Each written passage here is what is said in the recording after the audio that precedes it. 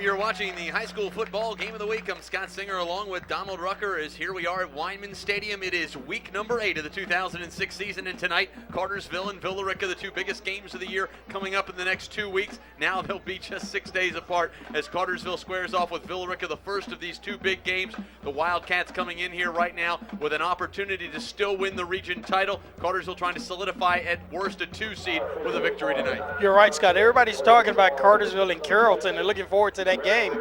But Villarrica only has one region loss. We forget that. And this is a big football game. Everybody's thinking Cartersville, Carrollton, but if Villarrica can come away with a win tonight, then the big game becomes Villarrica and Carrollton. Absolutely right. And again, a huge contest tonight here at Weinman Stadium.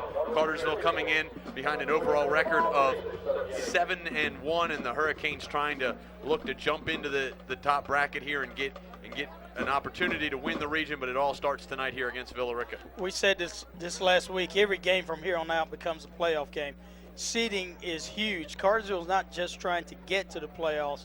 They're trying to win a state championship. And if you want to win a state championship, and different things can happen during the course of the playoffs with the bracket, but of course you always want to try to finish at number 1 seed. And if they're going to finish number 1 seed in the playoffs, they've got to beat Villarrica tonight. Cartersville 6-1 on the year coming into this game. Villarrica 5-2. Cartersville 4-0 in region. Villarrica 3-1. The Wildcats' only loss was to Cass, a 7-3 setback 2 weeks ago. Cartersville's been perfect in region play. Again, Villarrica very much alive in the region hunt, and this is a big game for them. It was supposed to be played on Friday night. The rain came. Cartersville elected to call this one off and push it to tonight. Now the weather's much better. It's going to be a clear night. You want a big game decided on a clear night. But again, you won't have the crowd that you normally have because it's Saturday night. It's also Georgia-Florida weekend. Tech had a home game tonight. Big Cowboy Symposium in town. A lot of people out of the area had plans tonight and may not be attending. This is not one of the bigger crowds we've seen on either side of the stadium tonight. And Scott, you left off one thing. It's homecoming for Cartersville. Now, in college football, homecoming is not as big a deal for the players because normally you don't have the festivities that you have after the game like you do a high school game. Cartersville did, of course, have their dance last night, but with high school kids, it is a big deal and sometimes a big deal to the football players. So, it's one thing that the coach will preach during the week. Let's stay focused on the game. Forget homecoming. You can take care of those things after the game. Thank goodness tonight Cartersville doesn't have to worry about a dance or anything tonight, but that is always a concern for 15, 16, 17, 18-year-old kids. Well, the dance was last night, and now you turn around and you look at the fact that you had all the seniors out here walking girls across the field before the game. Huge distraction, in my mind, before you get ready to play a football game. Yeah, and that's tough for a teenager. You got all these things going on before the game. You got homecoming queen at halftime. You got who's going to be the king, and at the same time, you got the biggest game of the year going on tonight. So it is a distraction at times. So hopefully these guys can pull it together and get focused and take care of business tonight. We'll get ready to kick this one off in just a few minutes. The captains are on their way to the midfield stripe. We'll take a quick break and come back. You're watching the Chuck Clancy Automotive High School Football Game of the Week. We'll be right back after this. And welcome back to Weinman Stadium as we head down to the coin toss at the midfield stripe. One of you guys will be happy to take care of it from there. Any questions?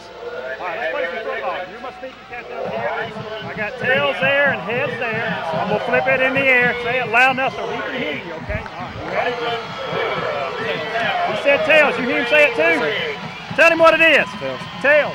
You won the toss. Coach said you won the first. That's still the case. Stand right there. Don't move. All right, I assume you want the football. So, all right, which way you want to kick it? We'll kick it that way. You want to kick it that way. Step to that line and face the clock. You guys step to this line and face them. I need to stay behind you, yes, sir. And there you have the toss from the midfield stripe. And again, Cartersville's going to get the football. It won't be an opportunity to play field position, but they will get that opportunity to get the football first, put their offense on the field, and see what they can do against this stout Villarrica defense. Scott, and one thing Cartersville has not encountered this year, and that's playing in the rain. It would be interesting to see how the Cartersville offense would react, because this is predominantly a throwing football team. Can you run that offense in bad weather and in the rain? And that almost been an opportunity for that last night, but that's something we have not seen. But as this season continues to progress and Cartersville makes it to the playoffs, you're going to hit rain sooner or later.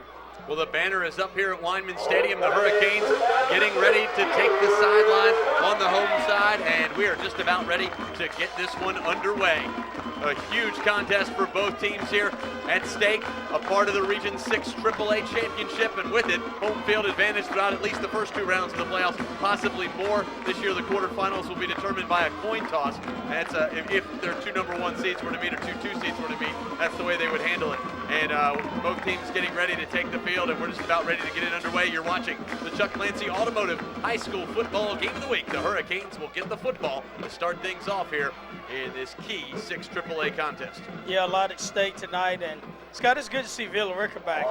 They moved up to Quad A along with Harrison County for a couple of years, and it's good to get those teams back into the region. 6 AAA over the years has been a strong region, but it's good to have a quality team like Villa Rica back in this region again. Oh, definitely, and we'll see them tonight. They have a good, solid football team. They held Cass to just 7 points. It was a 3-0 game until the 4th quarter, about 6 minutes to go, when Cass finally got their offense in gear, and that's a pretty good offense to shut down, so we'll see what they do. Again, they have not played Carrollton yet this year. That's next week for them, so they beat Sandy Creek earlier in the year, held them to 10 points in a 21-10 victory, so we'll see what this Villa Rica team can do. Obviously, they have athletes. When I asked the Cass coaches about them, they said they thought they were the most athletic group in the region. Scott, I was going to say that before the game started. You can count on Villa Rica being very athletic. Well, the Wildcats will kick this one deep. It's an end-over-end kick, and it will roll into the end zone and through for the touchback, and the Hurricanes will start on their own 20-yard line to get things going here in the opening quarter. And over the past years, one thing Villa Rica has done well is play well in special teams. They've always had a good kicker. They've had a good punter. They're going to play all phases of the game well. So, if it comes down to special teams, it could go either way, with both teams really doing a good job and being well coached in the area of special teams. But Cartersville will start 1st and 10 here on the 20. It's going to be important, I think, Scott, for Cartersville to go out early and get moving the football and jump on this Villa Rica defense early here. Well, the Hurricanes will come out of a huddle here as they bring it up to the line. This time the Hurricanes will line it up. A new look here. Zori Murphy on the offensive side of the football moves to the tight end on the left side. They'll go double tights this time with one back in the backfield. And this time the Hurricanes will hand off to Morgan Alexander. He's across the 25, the 30, out across the 35, and up to the 38-yard line to pick up of 18 on 1st down for Morgan Alexander. And the Hurricanes will move the sticks. Scott, you're right. Cartersville coming out with a new formation that Villa Rica has not seen this year. Double tights, one back set. You had both wideouts to the right side of the field, and they caught Villa Rica that time. They did not adjust to that formation, and they're trying to line up and struggling to line up right now. Well, the Hurricanes will bring it up to the line. They will work just shy of the 38-yard line. This time out of the shotgun, and Lyle Allen keeps it himself up the middle. He's across the 45, catches a block outside, stiff arms across the 40 down to the 30-yard line of Villa Rica, and the Hurricanes will move the sticks again. And that is nothing more than a counter sweep with your quarterback as you start number 14, Allen, streaking down the sideline, and that's your quarterback stiff arming the defensive back to the ground. Nice job of blocking by the O-line. It's got this 2 tight end set. Cartersville got 44, Zori Murphy, and we don't have 88 in our program. I don't have him on my side, also at tight end, but doing a great job of blocking. Coach Barden told me this week, moving Zori Murphy to offense is one of the best moves he's made this year. He can block almost better than anybody up front. And this time they hand off to Donovan Tate. He's at the 25 and is wrestled down at the 23-yard line. A pickup of almost 9 yards on 1st down, and the Hurricanes very near another 1st down. Yeah, and Villa Rica may have to get a timeout for the defense because they have not adjusted to the 2 tight end set that Cartersville has come out with early in this 1st quarter. As you see, Donovan Tate, again with the great vision, making guys miss, picking up 8 yards on that play. Great move that time by Donovan Tate in the open field, and the Hurricanes will bring it up to the line. It'll be 2nd and 1. 11:19 to go here in the opening quarter. Tate gets the ball again, crosses the 20, stays on his feet at the 15, and he's going to push his way down to the Villarrica 12-yard line. A pickup of 10 on 2nd down, and the Hurricanes pick up their 3rd first of this opening drive. You can see Cartersville with a few wrinkles here. That time, number 32, Donovan Tate, lining up in the shotgun formation. Had a man that hit him. Scott 2 yards behind the line of scrimmage, and that's just a great individual effort by number 32, Donovan Tate. Donovan may need a little blow. I think he got hit square in the chest on that play. One back in the backfield, and this time the Hurricanes will hand off to Alexander around the right end, who pushes his way inside the 10 down to the 9-yard line, a gain of 4, and the Hurricanes will face a 2nd and 6. Nice looking drive early here in the first quarter. We're accustomed to seeing Cartersville drop back, throw a post corner, hit somebody in the seam deep, get points on the board quickly, but they're moving down the field quickly. As you can see on the replay, there's 17 Morgan Alexander.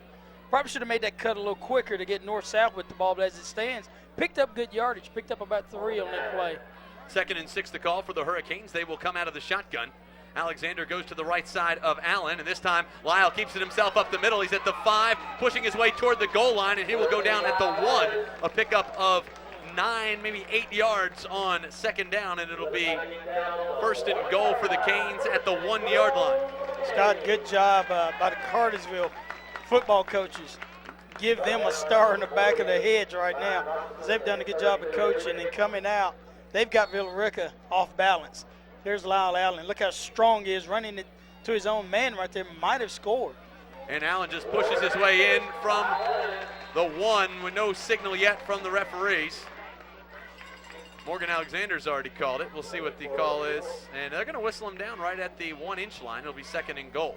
They're going to say 2nd down. Cartersville got up to the line quickly. The quarterback sneak by Allen. Expect the same thing right here. Hurricanes will bring it up to the line. They're going to go twins to the right side of the formation, and this time Allen just pushes his way forward, and he should be in from there. Again, well, no I can signal see that yet. from here. And there he is. There goes the signal. A 1-yard touchdown run by Lyle Allen, and the Hurricanes are in the end zone. Boy, how impressive was that? Starting on their own 20-yard line, as you see Allen sneaking from the right. Cartersville, not one pass. I'm sure Villarrica is a little stunned. They come out with one back set. Did not throw the football, and they march 80 yards down the field with 9:34 to go here in the first quarter. Trent Dittmer will come in to attempt the extra point now for the purple and gold. Cody Nix in for the hold. Snap is down. The kick is up, and it's going to go wide left. A tough kick that time for Trent Dittmer. Scott, I think that ball went in. I don't know if we have a replay, but I thought that ball went over the crossbar. I thought it went over. And the Cartersville coaches are screaming, but that ball went over the crossbar. We'll take a quick break, come back, and maybe we'll get a look at it right here and see what happens. We'll take a look at it on the instant replay tonight, and yeah, it looks like it went right God, through. that's good.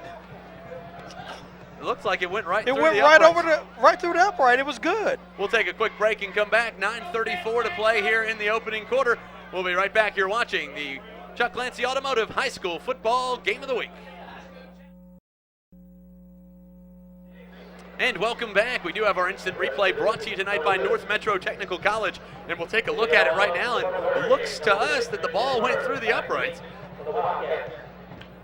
It wasn't pretty, but it looked like it went right through, and we'll pause it right. See the ball going right there, and if it passes, well, hard to tell from that angle, but it looks like it may have gone in. Yeah, it went right over. Yeah. That ball was good.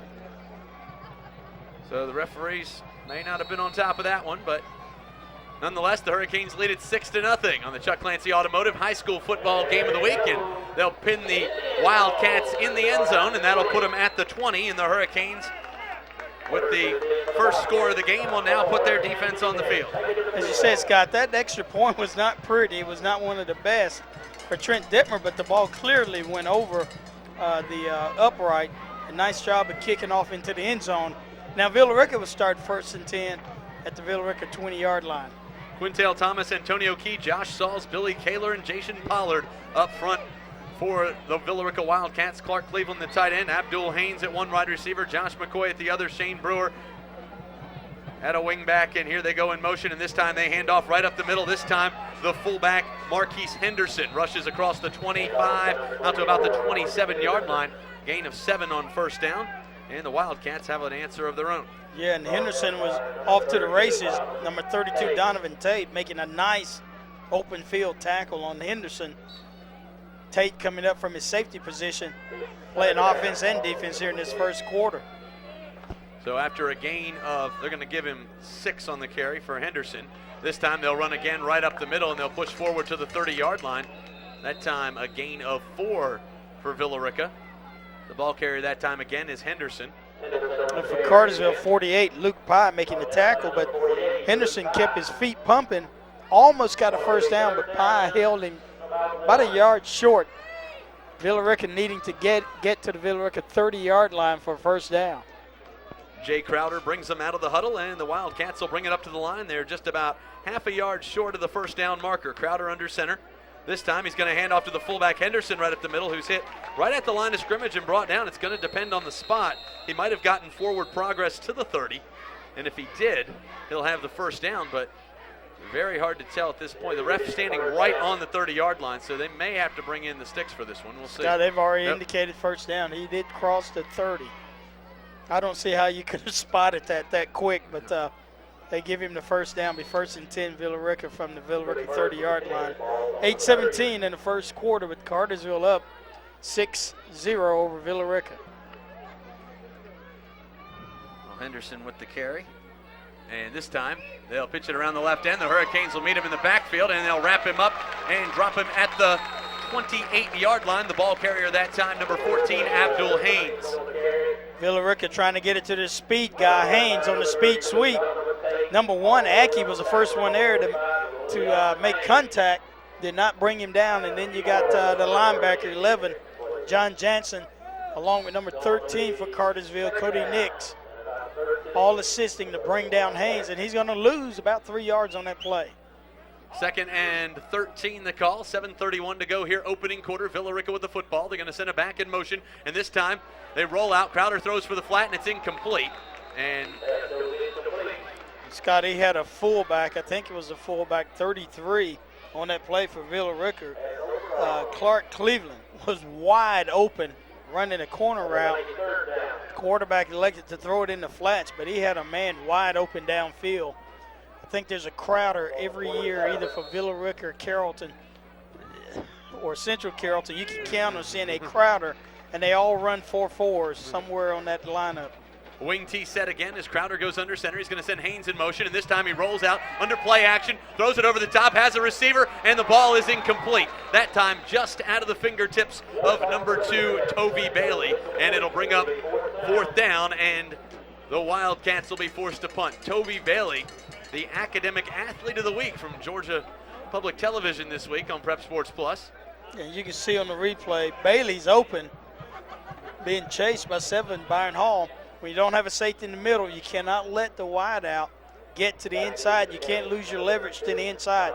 Got to force that throw to go to the outside. Cartersville very fortunate that Villarrica didn't hit the home run on that play. There's no punter back there now. Now they're going to send the punter back. The punter is Nick Sprayberry. He will be standing at his own 15-yard line. They snap it back to him. The Hurricanes come after it, and they get every bit of it, and they'll tackle him down at the 20-yard line, and the Hurricanes are going to get the football. Penalty flags are out, though, at the 20, and we'll see what the call is.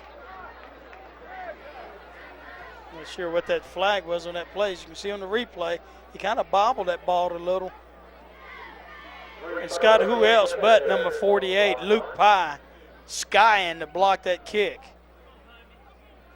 Now, I'm not sure what this discussion is all about. It can't be roughing the kicker because they blocked it.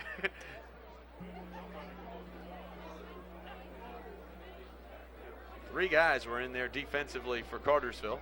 I've never seen this much discussion after a block kick behind the line of scrimmage. Should be Cartersville ball, 1st and 10, but now a little bit of discussion.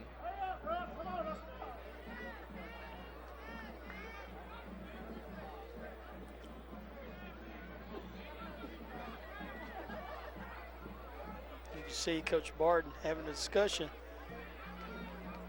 One of the line judgment.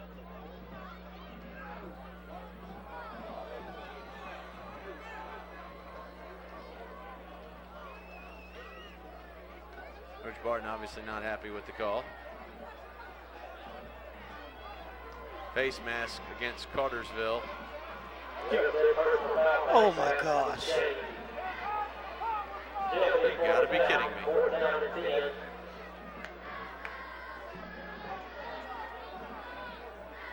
I think now we got the change or confused Yeah, on the sideline. We don't know where to spot the ball. You got the change of move. There's a lot of confusion going on right now. It'll be about 4th and 5. I'm not sure where the face mask occurred, but Scott, I think it was on the tackle. That Right. punt was blocked. Aki Right. made the tackle, and in the process of making the tackle, he must have Gotten the face inadvertently grabbed the face mask. which would not be a dead ball foul, so it would be before the change of possession. And our chain gang is totally confused. They've already moved. They've so. moved twice. Okay, let's take a look at this again on the replay from the wide shot and see if we see what happens here. Again, this replay brought to you by North Metro Technical College. Again, the punter taking his time and did not have a lot of time. He gets hit, and if there is a face mask call, I'm looking for it right here in the bottom left of your screen, or bottom right of your screen, and don't see it on that angle right there. Maybe we can see it from the other angle, I don't know. Well, they've got the confusion on the field here. We'll take a quick timeout while the referees discuss it and come right back. Again, you're watching the Chuck Clancy Automotive High School Football Game of the Week. 7:08 to play here in the opening quarter. Cartersville 6, Villarrica nothing. And welcome back. You're watching the Chuck Clancy Automotive High School Football Game of the Week. And that gentleman in the white hat better have a good explanation for head coach Frank Barton. Scott, you just hate to see the downtime. Just kills the momentum that Cartersville had generated. We get about a 30-minute explanation here. It'll be 4th and 5, so the Wildcats are going to go for it here. Surely not. I would think they would line up here for a hard count, see if they can get the 5-yard penalty, maybe is what they're doing. Gosh. Scott, this is unreal. We've got to have another discussion across the field as you see the referees go across. Well, they're going to argue that it should be an automatic first down because it's a personal foul on the face mask, right? That's the only argument I can see. But did they indicate personal foul? They just said face mask, 15 yards, but isn't that a personal foul? It depends. If it's inadvertent, it could be a 5. Personal foul's 15. If it's inadvertent, it's just 5. Villarrica up at the line with the hard count. I believe they're not going to snap this football. They send it back in motion again, and now they'll call timeout. So Cartersville doesn't bite on the hard count. Now I believe Villarrica will bring the punt team in.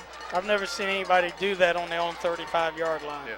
Now, I've seen that if they were on the Cartersville 35, but why would you waste a timeout and try that on your own 35-yard line? Maybe they felt like they got away with one. Why not try to risk it? I don't know. That's the only thought process I can think of. We do have a timeout on the field, so we'll take a break as well. 6:50 to play here, opening quarter. It's now Cartersville 6, Villarrica nothing. We'll be right back after this. And welcome back. You're watching the Chuck Clancy Automotive High School Football Game of the Week. The Hurricanes, they're going to try to get the football now. Villarrica is going to do this crazy punt formation. Scott, we've been sitting here about 15, 20 minutes, and we haven't had a play snap yet. Yeah. And this time they're going to do a quick snap right around the end, and Villarrica is going to have the first down and more out to the midfield stripe. And the penalty has now led to another drive here, and Cartersville napping defensively. Gets caught taking a quick nap here on the defensive side of the football, and a tough break. Scott, that was set up beautifully by Villarrica. You can see they pretended they were going to go for it and try to draw Cartersville outside, but that was only to set up the fake. That was really set up nicely. Really baited Cartersville into thinking they were going to punt. Faked the punt, got the first down, but that's why they did that on 4th and 5. Villarrica bringing it up to the line. They'll work out of the wing tee. Wide receiver to the right side of the formation. They hand it off around the right end, looking for the corner. They'll step inside the midfield stripe, and they'll be wrestled down at the Hurricane 46-yard line. It'll be second and a short 6 now, with 6.5 minutes to play here, opening quarter. It's number 28 running the ball, Josh McCoy. Villarrica with great speed with Haynes and McCoy in the corner. What you try to do with your speed guys, you want to try to get them on the corner, get them in space, and see if they can make something happen. Villarrica with the football. Again, they'll work out of the wing tee. They're going to send McCoy in motion, and they hand off to Henderson up the middle, who's got the first down and more across the 40, down to the 30, and out of bounds, I believe, at the Cartersville. Let's see where they spotted, really the 32-yard line is where he went out of bounds, and that's good enough for another Villarrica first down. Ran a little power off tackle to Henderson. 32 again, Donovan Tate making a saving tackle because Henderson was about to walk down the sideline into the end zone, and Tate again, the safety, was the last man there to make the play. Villarrica now, mounting a very impressive drive, aided by, of all things, a face mask after block punt. This time, Villarrica with a football. They'll run right up the middle, and carrying it this time is Marquise Henderson across the 30 down to the 29-yard line. A gain of 3 on first down brings up 2nd and 7. 71 for Cartersville, Joseph Gilbert. Not Joseph, that's the brother, Daniel Gilbert, making the tackle on that play, but not before Henderson picks up another 4 yards. 2nd down and 6 for Villarrica first down. Wildcats bring it up to the line. They'll work out of the wing tee this time. They split Shane Brewer wide to the left side of the formation. They run a little crisscross underneath out of the wing tee. They'll push inside the 25 down to the 22-yard line, and we've got a penalty flag on the field, and we'll see what the call is. It's right in the realm of holding. And that play was really executed. I mean, it was crisp. They hand it off and get a hand back inside. It will be holding against Villarrica, but that's going to negate a nice-looking play. That play was really executed. Tough to do when you hand off and that back hands off to another back. Every now and then you see a bobble and you get a turnover, but they really executed the handoffs. Villarrica looking like LSU out there in their uniforms. Holding call against the Wildcats. Just joining us, big upset in college football today. Southern Cal went down on the road at Oregon State. And so a top 5 team getting beat this week. For all you Hurricane fans, I don't need to say anything. You know what happened. That's Miami Hurricanes. This time, Villarrica dropping back. Crowder throws it over the top, has a receiver, but it's going to be incomplete. And he had a step or two that time. Intended for number 2, Tovey Bailey. And it'll bring up 3rd and 15. Not a lot of touch on the deep ball by Crowder, but he's had guys open, Scott, here in the first quarter. They run the football, and then all of a sudden it's play action, throw it deep, and there have been guys open. Villarrica brings it up to the line. Again, they'll work out of the wing tee. And again, they'll cross it around the left side, spinning off some would-be tacklers that time is Shane Brewer. As they reverse it to the left, there's a penalty flag back at the 45-yard line, and that may be a block in the back. Scott, we had some movement when that ball was snapped on Villarrica. Number 11, John Jansen, along with 71, Daniel Gilbert, doing a good job of lowering the boom on the ball carrier for Villarrica. As you can see on the play, you can't see the movement, but they were in motion. Tovey Bailey gets hit. Bam, right there. 2 good hits, Ronnie. Cartersville may decline this. They do, and they'll make it 4th down. Yeah, he only picked up 2 yards on that play, so it'll be 4th down. 13 for Villarrica first down. Too far right here to kick a field goal. They're on the Cartersville 35-yard line, so it'll be a 52-yard field goal, so they have to go for it here. So it'll be 4th and 13 here for the Wildcats. Inside 5 minutes to play here, first quarter. And again, Jay Crowder goes under center. This time he sends McCoy in motion. He drops back, sets up the middle screen, and the Hurricanes are there to stop it, and they'll take over on downs. Great play defensively that time by the Hurricanes. Tyler Blackwell, and Cartersville will get the football. Great play by Tyler Blackwell all over the screen pass. Villarrica finally completes a pass. Crowder was, I think, he's got 0 for 5 or 0 for 6, and he completes a pass, and it goes for a 2-yard loss. Good job again by the Canes defense of recognizing the screen pass. Cartersville will start this drive 1st and 10 at the Cartersville 37-yard line. 4:41 to go here in the first quarter. 4:41 to play here, first quarter, as I said, Coach.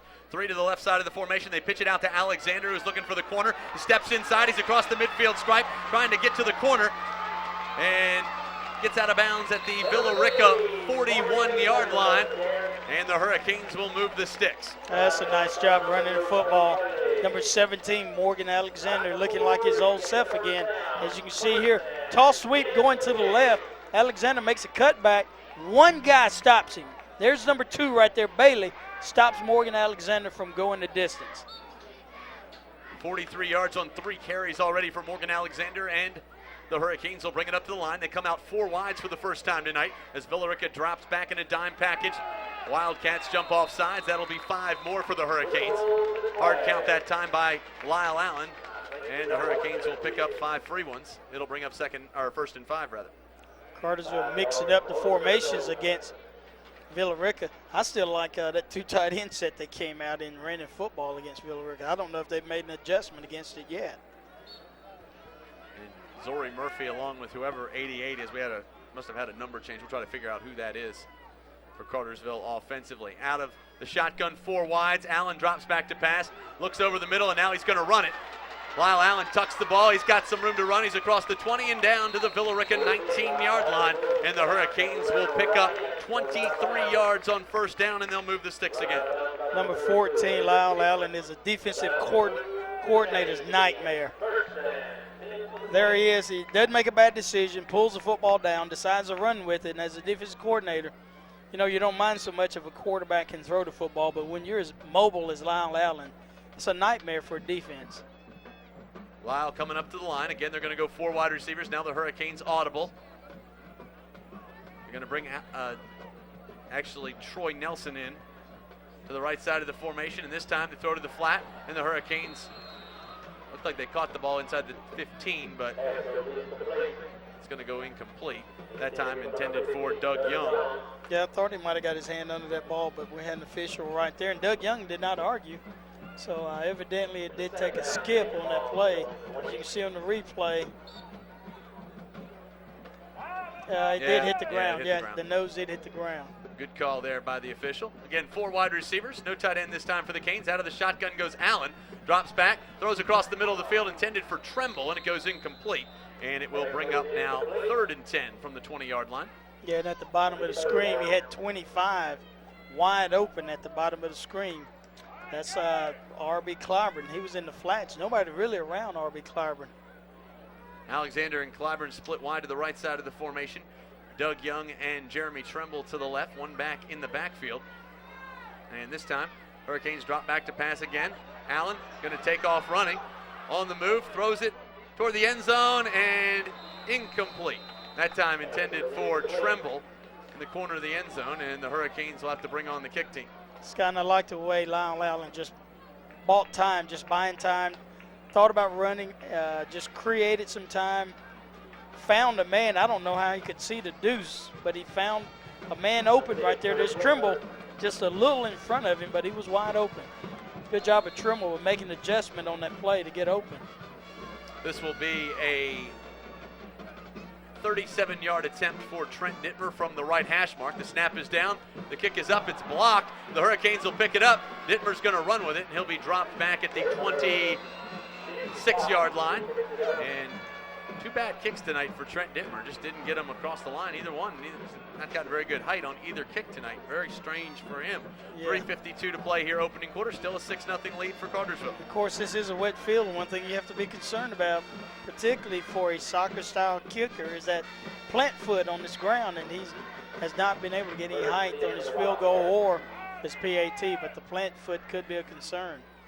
Villarrica starts with their best field position of the night from the 26. They'll run around the left end, looking for the corner, and running with a full head of steam is Abdul Haynes across the 42 out to the 43-yard line, and Villarrica will move the sticks. And Haynes was there quick on the speed sweep. I mean, there was an opening, he hit the hole, and he was downfield in a hiccup. Nice job of executing by Villarrica. You can't sleep on these guys. I mean, if somebody doesn't do their job for one play, you can see one of their backs in the end zone. Second play of the drive coming up out of the wing tee. They're going to send it back in motion. They hand off right up the middle to Henderson, who pushes his way toward the midfield stripe. A pickup of 6 on first down brings up 2nd and 4, and we got a Villarrica player slow to get up. Yeah, I think we're going to get some movement again in Villarrica, and that was the indication. Again, they run a little power to the right side, having success running right to the Cartersville left side on the Cartersville defense. Slow to get up that time was, I believe, number 57, Gabe Andrews. No, that's number 67. That is Josh Sauls.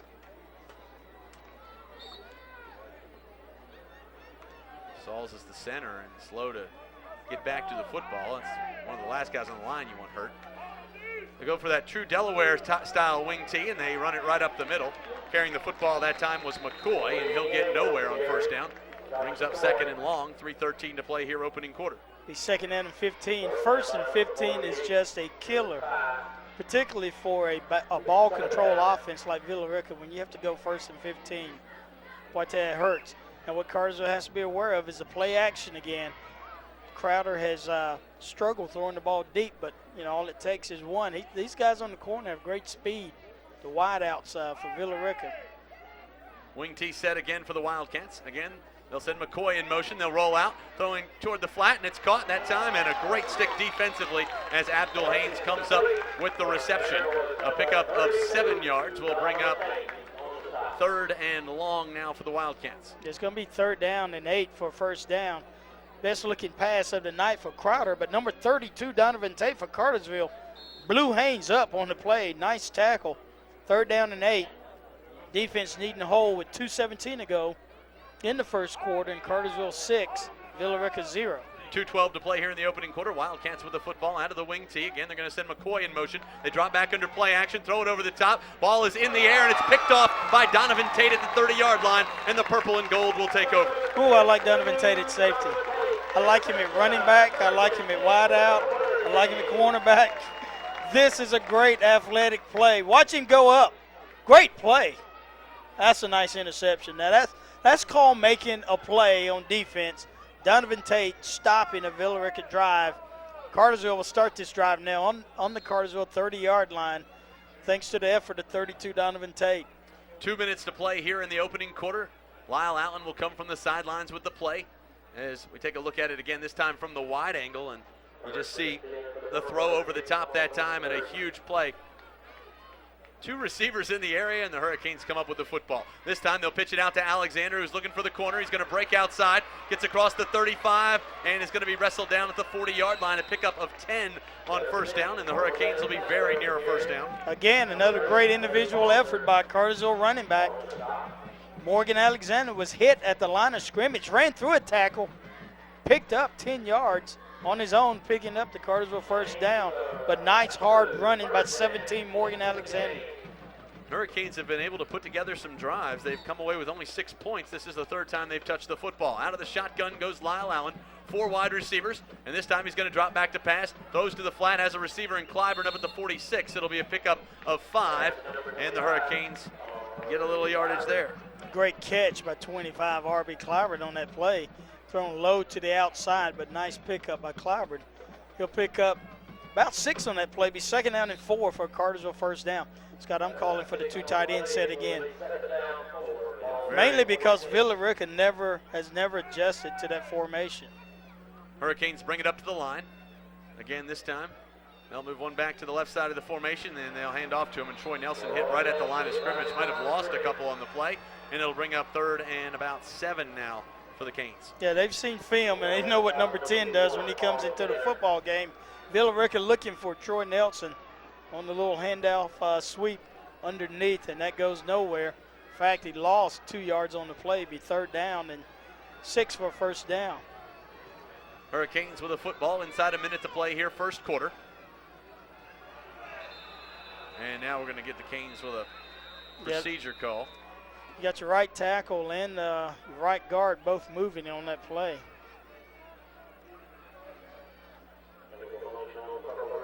And Cartersville now moving backwards, but when you have wideouts and quarterback like Allen, 3rd and 13 can still be short. They're still in striking distance here for a first down. Hurricanes bring it up to the line. Again, they'll go 4 wide receivers. Villarrica showing blitz on the right side. Out of the shotgun comes Allen. Villarrica will bring the pressure. Allen's going to run for his life, steps back, and throws the ball away. He's outside the tackle box, and it did cross the line of scrimmage, so no intentional grounding, but a good job defensively by Villarrica. And you saw the blitz coming, but... Yeah, and they got that quick. There's some guys on the field for Villarrica that have speed. Speed on both sides of the ball for Villarrica, offense and defense. And they can match the speed of Cartersville, but the pressure got there quick to Allen. So Trent Dittmer back to kick this one away. Inside 30 seconds to play, gets the football and gets it underway. It'll be a low kick fielded at the 30. They'll turn the corner and catch a block up to the 34-yard line, and that's where Villarrica will take over 1st and 10. The ball carrier that time was Jamie Cochran. And Scott, I think we got a flag on the play. Probably going to have a block in the back against Villarrica. Normally you don't get coverage when you get a low punt. You got a low snap, a low punt, but Cartersville was able to get good coverage on the play, and they're going to back Villarrica up for illegal block in the back. 16 seconds remaining here in the opening quarter. The block in the back will put the Wildcats back on, let's see, looks like it'll be the 22-yard line. 10 yards from the spot of the foul. Actually, the 21 is where they must have been. The spot must have been the 31. So Villarrica starts at their own 21-yard line. It'll be 1st and 10, and they'll bring it up to the line. And the Wildcats will have a long field to work with once again on this 3rd drive for Villarrica. Out of the wing tee, they're going to send Haynes in motion, and this time they hand off right up the middle. And Henderson, the ball carrier, gets maybe a yard. It'll bring up 2nd and 9. Daniel Gilbert, number 71, very active in this first half of Cartersville. And Scott, that's going to do it for the first quarter. As you can see the replay, Gilbert along with Aki making the tackle. So we will take a quick break here on the Chuck Clancy Automotive High School Football Game of the Week. At the end of 12 minutes of play, it's Cartersville 6, Villarrica nothing. We'll be right back after this.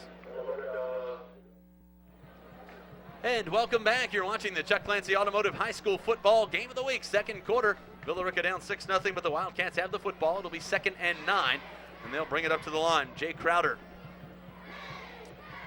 brings him up to the line. He'll send Abdul Haynes to the right side of the formation, McCoy to the left as the A and Z back out of the wing tee. Marquise Henderson, the fullback. And split out wide to the right side of the formation is Tovey Bailey. Referees having a little powwow down there near the line of scrimmage. They're doing a lot of that tonight. And again, Crowder will go under center. Long snap count. He's going to send it back in motion, and this time they hand off right up the middle, and Henderson pushes his way near the 25-yard line. It will be 3rd and 5 now, and a big play for both sides of the football. Again, the isolation with Henderson, and all he needs is a crack, and you can see on the replay, just a crack. Jansen coming in, taking on the block, but Henderson just stepping to the right side of Jansen, picking up 4 yards on that play, be 2nd and 6, but all he needs is a crack, and he can find the hole. 11.5 to play here in the first half. Villarrica with the football. Crowder goes under center this time with a quick slant over to Bailey in the wing, and coming up to meet him that time will be Byron Hall, but he's got enough for the first down, a pickup of 7 on the pitch and catch, and they'll move the sticks. Yeah, they just quarterback just raised up and threw it out there in the flats. He saw that Hall was playing off of Bailey. Bailey, a great athlete, a nice job of hustling by your linebacker 11, John Jansen, running out to assist on that play, make the tackle. As you see Jansen closing, help him make the tackle on Bailey on that play. Villarrica with the football.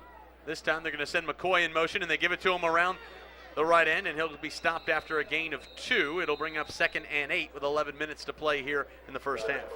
Nice job at number 45, the linebacker, Leon Payne, along with 76, Taylor Knott, making the tackle on that play for a short gain, 2-yard gain. And this is an offense, Villarrica. If you can keep them 3rd down and long, they're going to struggle. But they're trying to pick up 4 and 5 on each play, maintain ball control. 2nd and 8. This time they're going to send it back in motion, and they hand off right up the middle.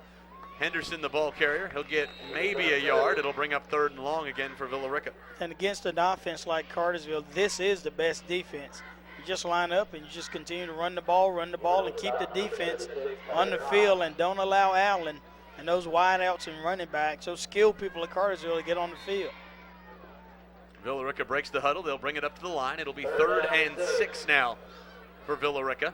They're going to split Bailey wide to the left side of the formation out of the wing tee. And again, Crowder was looking at him, and this time they're going to run a crisscross underneath. They'll dive across the 40 out to the 41-yard line. The ball carrier that time was Josh McCoy. He'll get 3 on the carry, but it'll be well short of the first down. It's going to be 3rd down and 4th down. But 4th down. And we know what happened on the first series. That 2nd series, they did fake and go for a 1st down. So 4th down and about 3 for Villarrica 1st down. No guarantees here that they're going to punt the football. And this is why they line up in this formation. Now the punter will switch. He'll run back. And now they'll line up. Snap is down. The Hurricanes will come after him, but he will get that one off.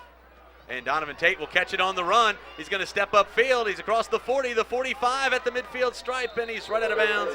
Just shy of the midfield stripe. He stepped out of bounds at the 48, and the Hurricanes will take over with excellent field position. And that's a great job. First of all, just fielding the football. You don't want the football to hit the ground and lose field position, but Donovan Tate not only fielded that football, picked up about 16 yards on the return. Just Tate so smooth when running the football. It doesn't look like he's moving that fast, but people, he's so smooth, believe me, he can run. Hurricanes will bring it up to the line. This time they're going to work out of the shotgun. And this time, Allen keeps it himself up the middle and breaks a tackle, steps inside the midfield stripe, and he'll be caught after a gain of 1 on the play. It'll bring up 2nd and 9. And I think Cartersville, they're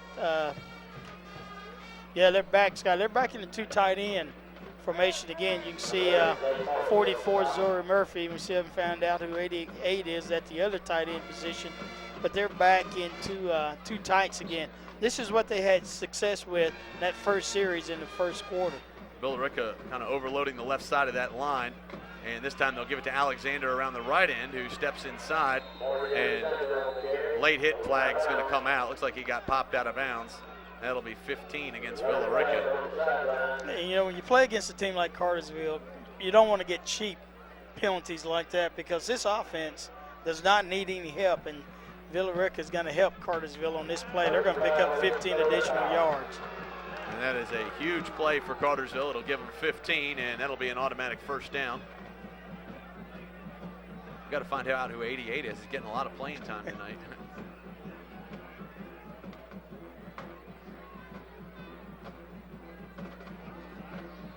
We'll find out, Scott, next time out.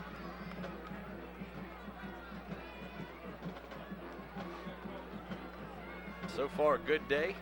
Gators knock off the Dogs down in Jacksonville. Closer game than what you might have thought, though. Only 21-14 after Florida led by 21 at one point.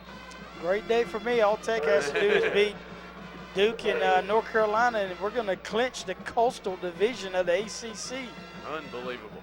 Out of the shotgun comes Allen. He drops back, throws it over the middle, has a receiver in Alexander at the 10, the 5, and he's going to be wrestled down right at the 5-yard line, and the Hurricanes will move the sticks. A pickup of 28 on the pitch and catch. And that is the best catch that 17 Morgan Alexander has made all year. That was an incredible catch.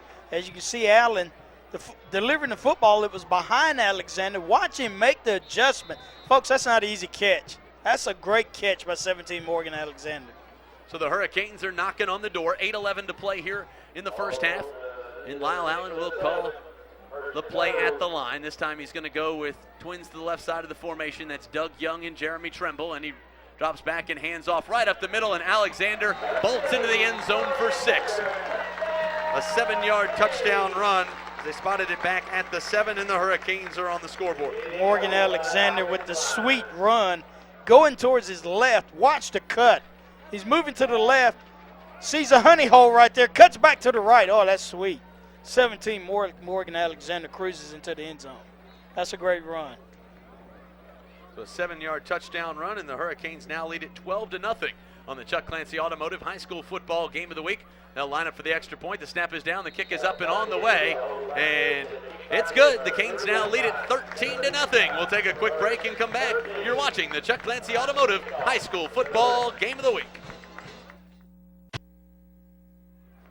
And welcome back to Wineman Stadium. Hurricanes will kick this one off, leading it now 13-0 on the Chuck Clancy Automotive High School Football Game of the Week in Cartersville, getting the start they wanted against the visiting Wildcats. Yeah, and still a lot of time here in the first half with 7:55 to go. 13-0, Cartersville on top of Villa Rica, but a lot of time left in the half. Trent Dittmer, just a little quick onside kick, and the Hurricanes will fall on it, and a good start for the purple and gold. No flags. It'll be first down, Cartersville. There is a flag on the play. Gosh, Trent Dittmer, that's an athletic move by your kicker to recover his own onside kick. But they throw a flag on the play. Going to be offsides on the Canes. Gosh. Let's see if we can take. I don't know if we have that on the replay or not, but if we do, I'd love to take a look at that and see where it happened. You only get one shot during the game to make that play. I can assure you that Villarrica will have guys lined up expecting a pooch or some type of onside kick now. Let's see if we can see it again. All Dittmer has to do is kick the ball before anybody crosses the 40.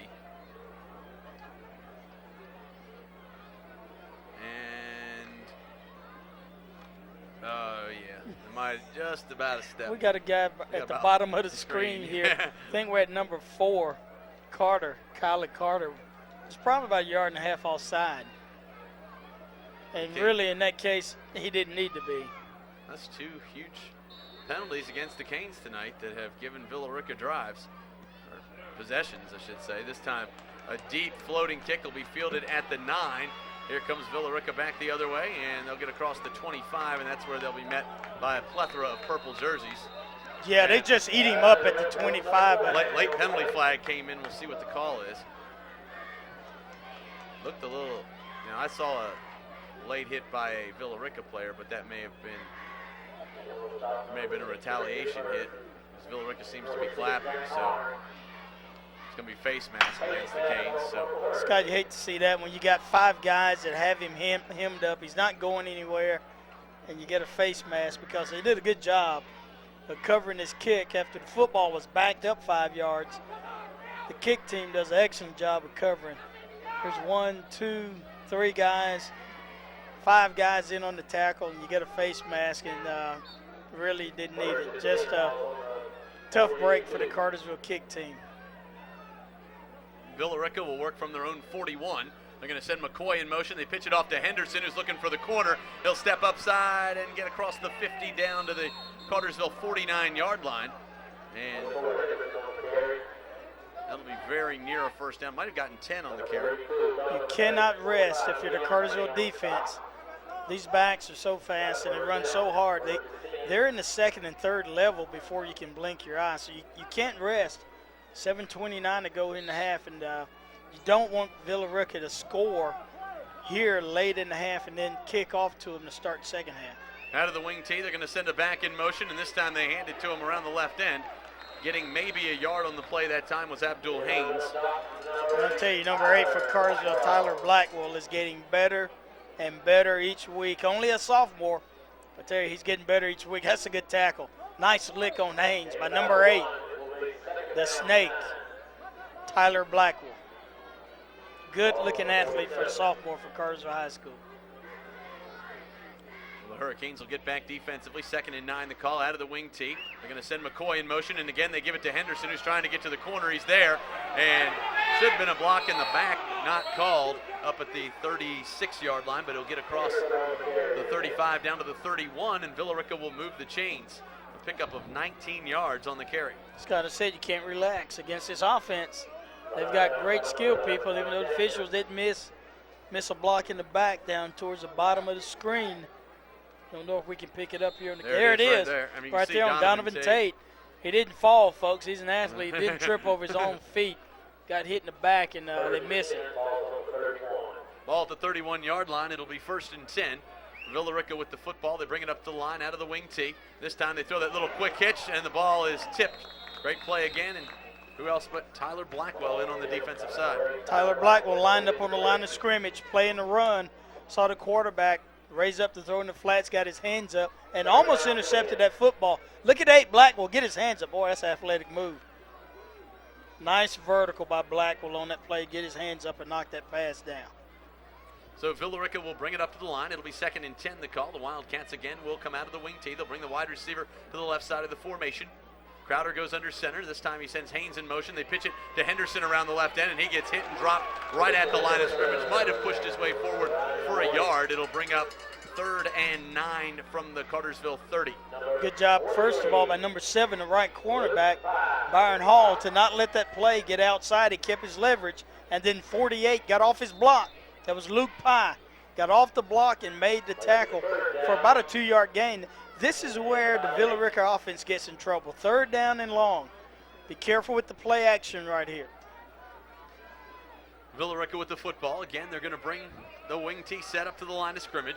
Henderson dots it. We'll go Haynes to the right, McCoy to the left, and they send him in McCoy in motion. And this time play action. They roll out, throw across the middle, and the ball is incomplete. That time intended for the tight end, number 33, Clark Cleveland, and it goes incomplete. It'll be 4th and 9. Scott, you going to say it or you want me to say it? I held my breath. There's 32 going over the top. The Villarrica coaches and the Villarrica fans thought that was contact, that Tate went through him on that play, but there was no call on the play. Of course, he got clipped. They didn't call that either. Might have been a makeup call for down here, but regardless, it puts Villarrica back in 4th and 9. See on the They'll have to replay, go for it. Tate going up. Might have been a little contact, but that's a great play by Tate. Cleveland obviously not happy with the call. You just got to jump, that's all. Brewer and Bailey split wide to the left side of the formation. They throw it out quickly in the backfield on the option pass toward the end zone. That ball in the air, and he's going to come away with the score. And what a play offensively that time as they do the double pass. Run the double pass. And it worked out. Of course, that was a better pass than Crowder has thrown all night. I thought Cody Nix had a chance to run it down, made an effort to run it down, but had 2 Cartersville guys back deep. Neither one could get their hands on the football. As you can see on the replay, there's the double pass. That ball's, I mean, it's hanging up there. There's Nix, there's Payne.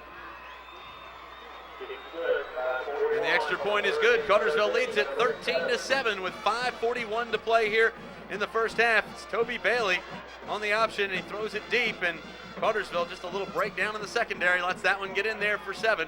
And the Hurricanes now still lead it 13-7, 5:41 to play here first half. We'll take a quick break and come back. You're watching the Chuck Clancy Automotive High School Football Game of the Week. And welcome back. You're watching the High School Football Game of the Week. 5:41 to play here in the second quarter. And Villarrica trailing it now 13-7. And the Wildcats with the football. And they get their first score of the game. And Cartersville had a chance to stop them there and just couldn't close the door and let Villarrica back in this game. Quick end-over-end kick will be fielded by Donovan Tate back at the 5. He picks it up, catches a block. Penalty flag's going to come out at the 10. That's going to back the Canes back up to the 5-yard line, and a tough break on the return that time. Yeah, Cartersville's going to start this drive on about their 5-yard line. They got Darius Mitchell for a block in the back. Tate was not able to field that ball cleanly, and by the time he was able to scoop that ball up, there was coverage all over him. Cartersville will start 1st and 10. Looks like they're probably going to mark it off about the 5-yard line, be half the distance to the goal.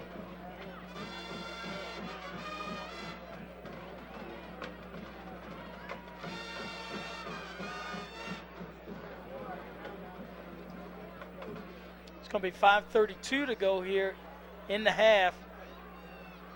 Of course, with the score now 13-7, if Cartersville can mount a drive here, Really will put a dent here in this Villa Rica confidence here. And there you see the two tight ends coming out for the Canes. The tight end on the right side is Andrew Stouffer, wearing number 88 tonight. We couldn't find him earlier in the game. The Hurricanes will come out of the shotgun. Harvey Clyburn split wide to the left side of the formation. This time Allen's just going to push it up through the line, across the 10, out to the 15, and still on his feet, out to the 18-yard line. A gain of 13 on first down for Lyle Allen, and the Hurricanes will move the sticks. Boy, just look at the determination of 14, Lyle Allen. This is how you come out of the end zone. Nice job of blocking by the line of scrimmage, but Lyle Allen just running through the tackles of the Villa Rica defense and driving for 2 and 3 extra yardage. That looks more like a fullback than a quarterback. 1st and 10, he gets Cartersville out of the hole. So the Hurricanes will bring it up to the line. This time they're going to give it to Morgan Alexander up the middle, who looks like he got shot out of a gun out across the 25 to the 26-yard line. A gain of 9 on first down. And Cartersville, as you mentioned, Scott, has gone back to the 2 tight end formation. This is the formation that Villa Rica struggled with in that first series, and they scored their 2nd touchdown out of this same formation. With 44, Zori Murphy at the left tight end, and 88, Andrew Stouffer at the right tight end. Out of the shotgun comes Allen. He drops back, has a little bit of time, throws it deep. Clyburn is going to go up for the football, catches it at the 40, down to the 35-yard line, and the Hurricanes will move the sticks. Scott really liked this formation because you still have your receivers.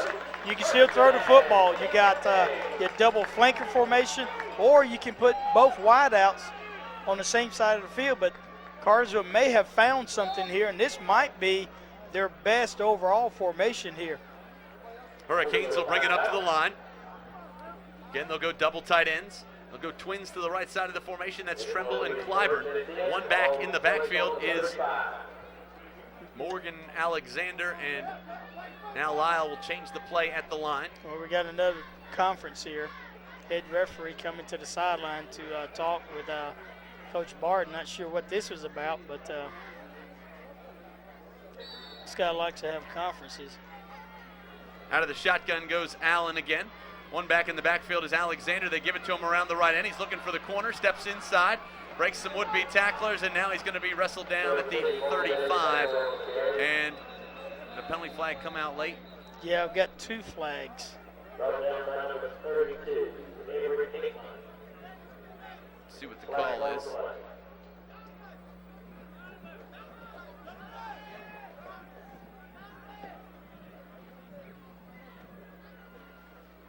And most of the success that Cartersville has had with the 2 tights has been running north-south inside the the tackles. This is referee by committee tonight. We got. Well, I'm thinking this one may be offsetting penalties here. If it could be one on Cartersville, one against Villa Rica here, but goodness, we've had some conferences tonight. I mean, some of these guys should be teachers or something. They won't have these conferences on every call. 1st and 10 was the play for the Canes. It just kills the flow of the game. Looks like it's going to be against Villa Rica as Lyle Allen signaling the successful signal with the one hand. It's going to be a personal foul against Villa Rica. That's going to be 15 yards. Scott, I think that came at the end of the run. That was a cheap shot. I saw 75 for Cartersville, Big Joseph Gilbert, go down, but I think the defensive back, Villa Rica, just hit him in the back towards the end of that play. So it'll be 1st and 10 for the Canes. After the run by Alexander gets maybe 2 yards. It doesn't matter, though. 15 at the end puts the Canes in the red zone. They'll work from the 19 of Villa Rica. 13-7 your score. Cartersville on top of this one, and the Hurricanes looking for dinner. I'm not sure why that would take that much discussion. You got a personal foul. Let's go with it, mark it off, and let's go.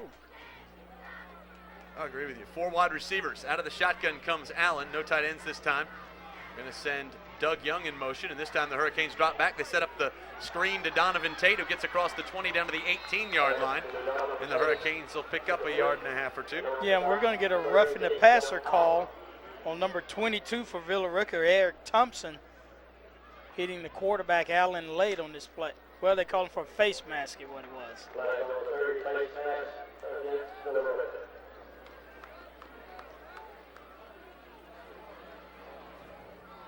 This has been the penalty drive here for Cartersville. Villarrica again helping Cartersville on this drive, as you see on the replay. There's a pass. You know, when he did not knock that pass down, he came around and got a hold of the face mask of Allen. It'll be half the distance to the goal for Villarrica. And the Hurricanes with a football. They drop back to pass, set up the screen again, throw to the inside, and pushing inside, and Doug Young at the goal line, touchdown, and the Hurricanes are on the scoreboard. And Scott, I'm not sure. The chains had second down. The chains on that sideline were totally messed up. But a nice pass by Lyle Allen on that play. Good job by the sophomore, another sophomore for Cartersville, number 15. Doug Young getting into the end zone. And we have a penalty on Cartersville. Ineligible receiver downfield. Now, the thing was that pass caught behind the line of scrimmage? If that pass is caught behind the line of scrimmage, then you can have linemen downfield unless one of the receivers was an ineligible receiver. But if it's behind the line of scrimmage, it doesn't even matter with the receiver, Scott. It just depends on where that ball was caught. Evidently, they're going to move the Canes back 5. It'll be. Watch on the replay and see where he catches that ball. He was. He was across the line. Yeah, he was across the line. So the Hurricanes will work out of the shotgun. Allen this time keeps it himself, rolls out to the backside, throws it across the middle, has a receiver. It's caught down at the 5, and the Hurricanes will move the sticks. And again, great play that time by Doug Young. Great catch by Doug Young. Nice pass by Allen, the quarterback. It'll be first and goal now for the Canes. 3:50 to play here first half. And it will be first down and goal for the Canes.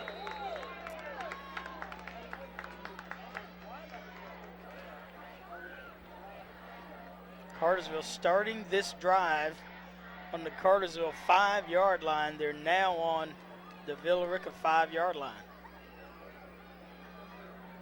Cartersville with the football. Allen out of the shotgun, and this time he hands off up the middle to Alexander, who gets inside the 5, make it now second and goal for the Canes. And that was the same play that Alexander scored the touchdown on, tried to make the cut, slipped and fell at about the 6-yard line. Cartersville will be second and goal. They're going to spot him right at the 5-yard line. As you can see, he loses his footing right there. Really didn't have anything on that play. Hurricanes with the football. They'll bring it up to the line. They'll come out of the shotgun. Allen drops back to pass, looks over the middle, throws one toward the back of the end zone, and it'll be incomplete, and that'll bring up third and goal now for the purple and gold. Yeah, Cartersville kind of had two guys in the same place. You had 15, Doug Young, along with number 32, Donovan Tate. That allowed the defensive back for Villarrica, number 18, Sean Holland, to kind of play both of them as he came off of Young to break up that pass against Tate, but the spacing was not very good on those two routes. So the Hurricanes will bring it up to the line. Lyle Allen will again come under center this time as he sends Tate in motion, and this time they pitch it out wide to Donovan Tate, and he's got nowhere to go. He'll be wrestled out of bounds inside the 10 at the 9-yard line. The clock will stop with 2:46 to play here in the first half, and the Hurricanes will have to send in the kick team.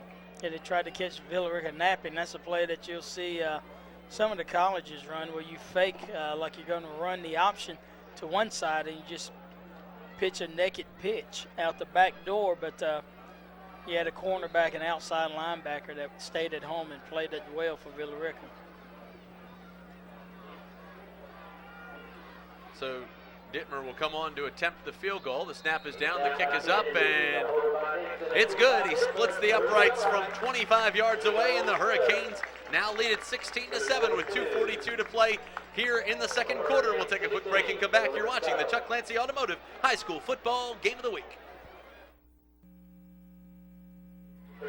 And welcome back. You're watching the high school football game of the week. I'm Scott Singer along with Donald Rucker and John Nelson as the Hurricanes get ready to kick this one off, leading at 16-7 on the Chuck Clancy Automotive high school football game of the week. I can assure you of one thing, this front line of Villa Rica will expect an onside kick. They will not bail out of there too early. Hurricanes with the kick, and they send this one end over end. It'll be fielded at the 5. They'll come across the 15, out at the 20, and it'll be wrestled down at the 22-yard line, and the Hurricanes will hold them up right there. Again, a good job of coverage by the kick team of Cartersville. First man down again, number 48. Luke Pye making the tackle on the kickoff. I tell you, it's great when you can get your defensive players on the kickoff team, guys like Luke Pye that are used to playing defense, making tackles. You put him on the kickoff team, and he plays just as hard on special teams as he does on defense. Villarrica with the football, 2:33 to play here in the second quarter. They'll bring it up to the line. This time they'll pitch it around to Henderson, who gets hit right at the line of scrimmage and brought down for no gain. Might have lost a yard on the play. It'll bring up second and long with 2.5 minutes to play. Yeah, they didn't have anybody to block number 8. Tyler Blackwell, he's as good as anybody that Cartersville has as far as making tackles in the open field. Great job of tackling by number 8, Tyler Blackwell. So the Hurricanes will get back defensively. 2nd and 11 the call. And Villarrica will bring it up to the line. They're going to send Henderson in motion. They crisscross it underneath. The ball's on the ground. The Hurricanes have it. Coming away with the football that time was, for the Canes, looks like number 76, Taylor Knott, comes away with the ball, and the Hurricanes are knocking on the door inside 2 minutes to play here in the first half. Scott, if you're Villarrica, all you're thinking about is, let's keep the ball. We're going to get the ball the second half. That is a high-risk play. When it's executed, and they've executed that play 2 or 3 times tonight, it's a beautiful play, but that happens on that play. That handoff, sweep back inside the scissors play, but Cartersville getting a break, and they need to get points. You got to take advantage of a situation like this. Hurricanes with the football. They'll go 4 wide receivers as Allen comes out of the shotgun. Got all kinds of time. Looks over the middle, has a receiver in Tremble, and it goes incomplete. That'll bring up 2nd and 10. Clock stops with 1:51 to play here in the first half. Yeah, Tremble has not caught a pass tonight. Allen has just missed him like 3 passes. He's been open just a little too hard, a little too far out in front of him. But sooner or later, we'll get number 2 to Deuce involved in the passing game. 4 wide receivers. Allen comes out of the shotgun. He drops back, sets up the screen over the middle, and Doug Young picks it up, turns to the 15, the 10, the 5, and Young at the goal line. Is he in?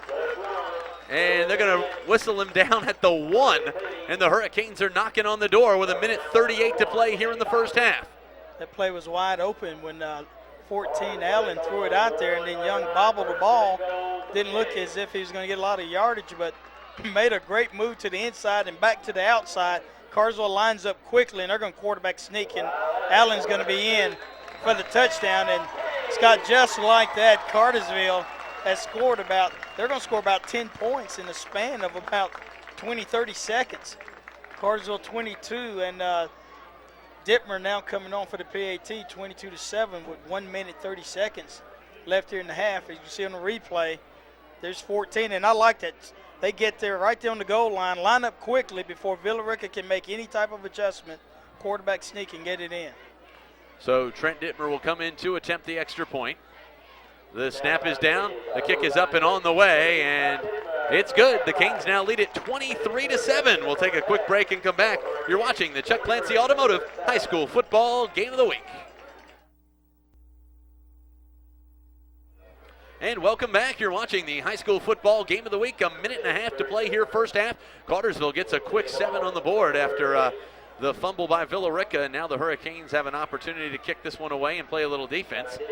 And this Cartersville offense, we've seen it all year, Scott. They're so good. You can't make mistakes. I mean, they just drove 95 yards. Villarica had a couple of penalties that helped them out, and didn't make a mistake here. They're so good. You can't afford to make mistakes and help this offense.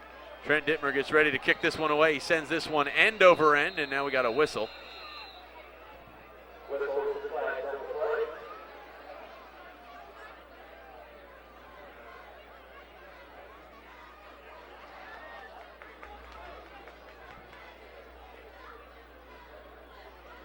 This could be offside against Villa Rica.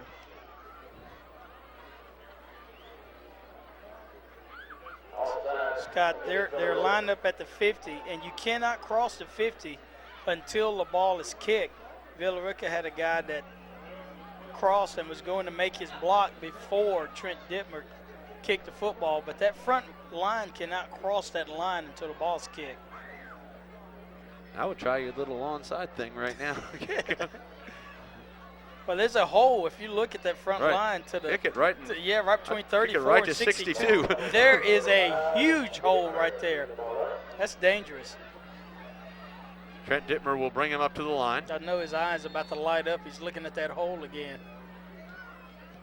But he sends this one deep to the goal line, and that will be an easy touchback for Trent Dittmer.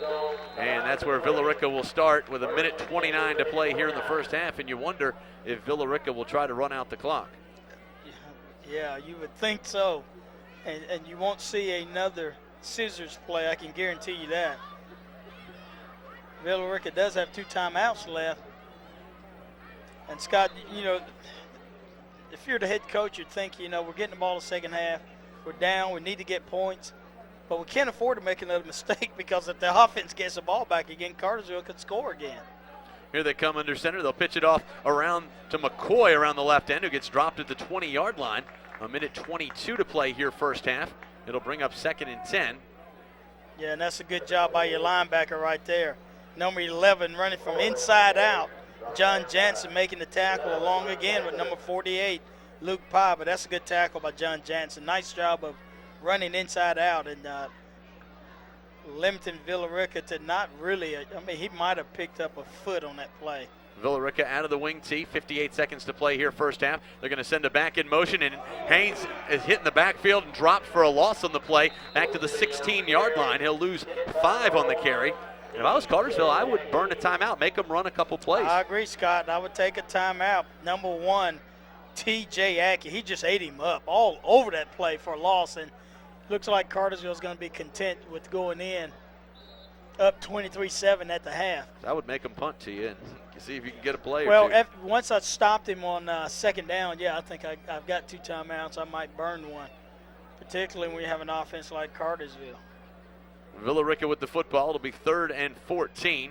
They're going to send the back in motion. They lose the football. It's on the ground, and I think the Canes have it. They have taken over with 10 seconds to play. Clock's continuing to run.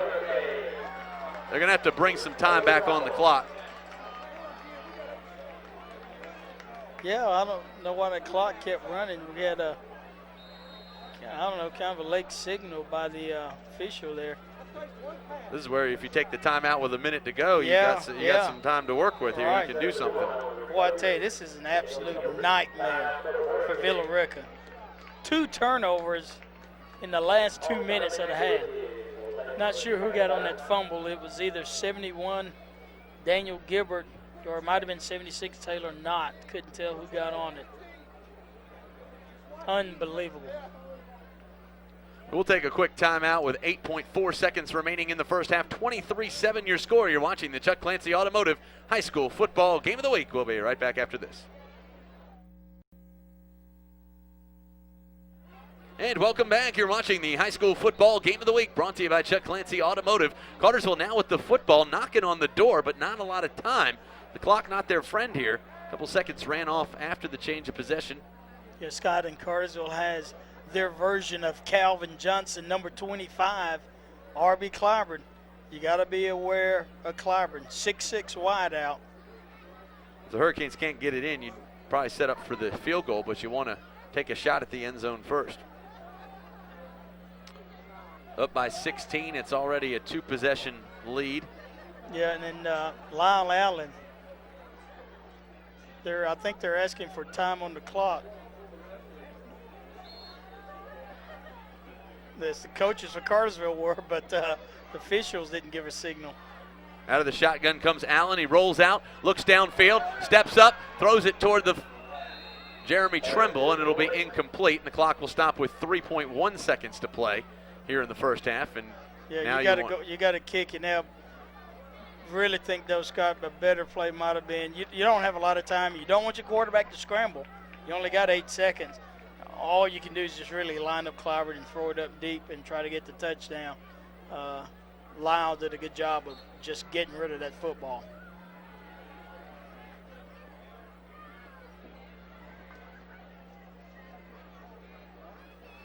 Coach Chester's trying to give me a sign. That ball just hits the crossbar. It'll be no good, and the Hurricanes will, with 2.7 seconds to go, will turn the ball over to Villa Rica at the 20.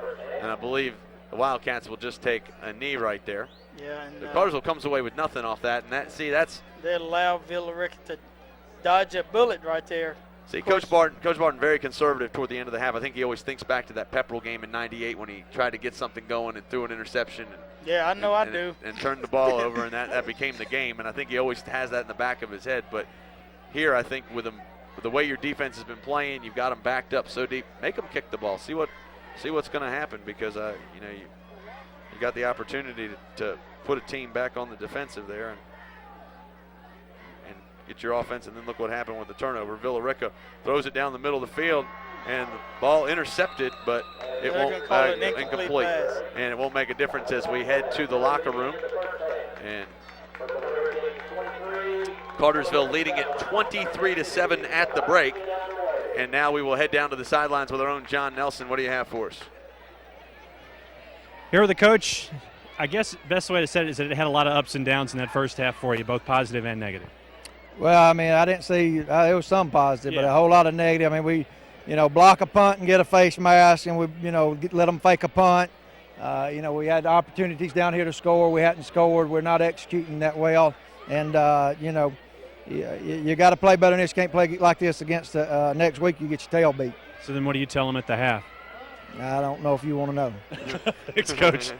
Frank Barton, he's obviously got a lot of work to do, and you can tell just how not pleased he is with this first half. Back upstairs. Thanks a lot, John. And there you have it, our own John Nelson tonight, handling the sideline duties and the sideline camera, doing double team on our small crew tonight. 23-7 your score at the half. Coach Barton obviously not happy as that's putting it mildly.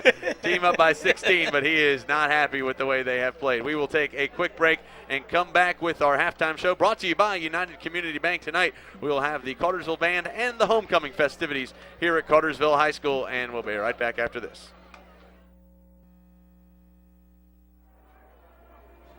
Good evening, ladies and gentlemen, and welcome to the 2006 Hurricane Homecoming Halftime Program. We will now, with great pleasure, present to you our 2006 Homecoming Court. Presenting our 9th grade queens. Kenzie Frazier is the daughter of Ken and Terry Frazier and is being escorted tonight by Taylor Green. Meredith Gilreath is the daughter of Danny and Melinda Gilreath and is being escorted tonight by Sergio Lizarrego.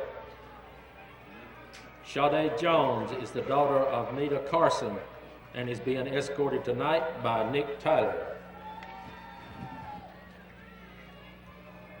Tinsley Guerin is the daughter of Jim and Teresa Guerin and is being escorted tonight by Dylan Bird.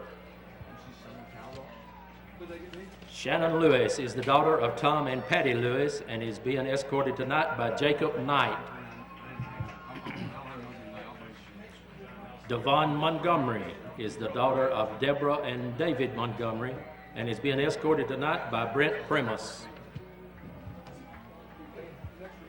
Tiffany Brown is the daughter of Paul and Amanda James and is being escorted tonight by Sheldon Cooley.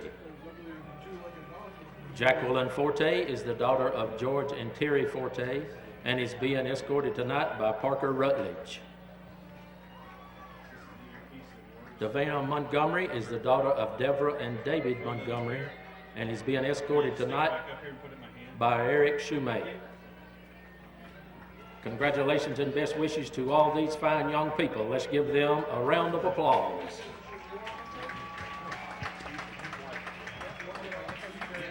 Now we'll be presenting our senior homecoming court.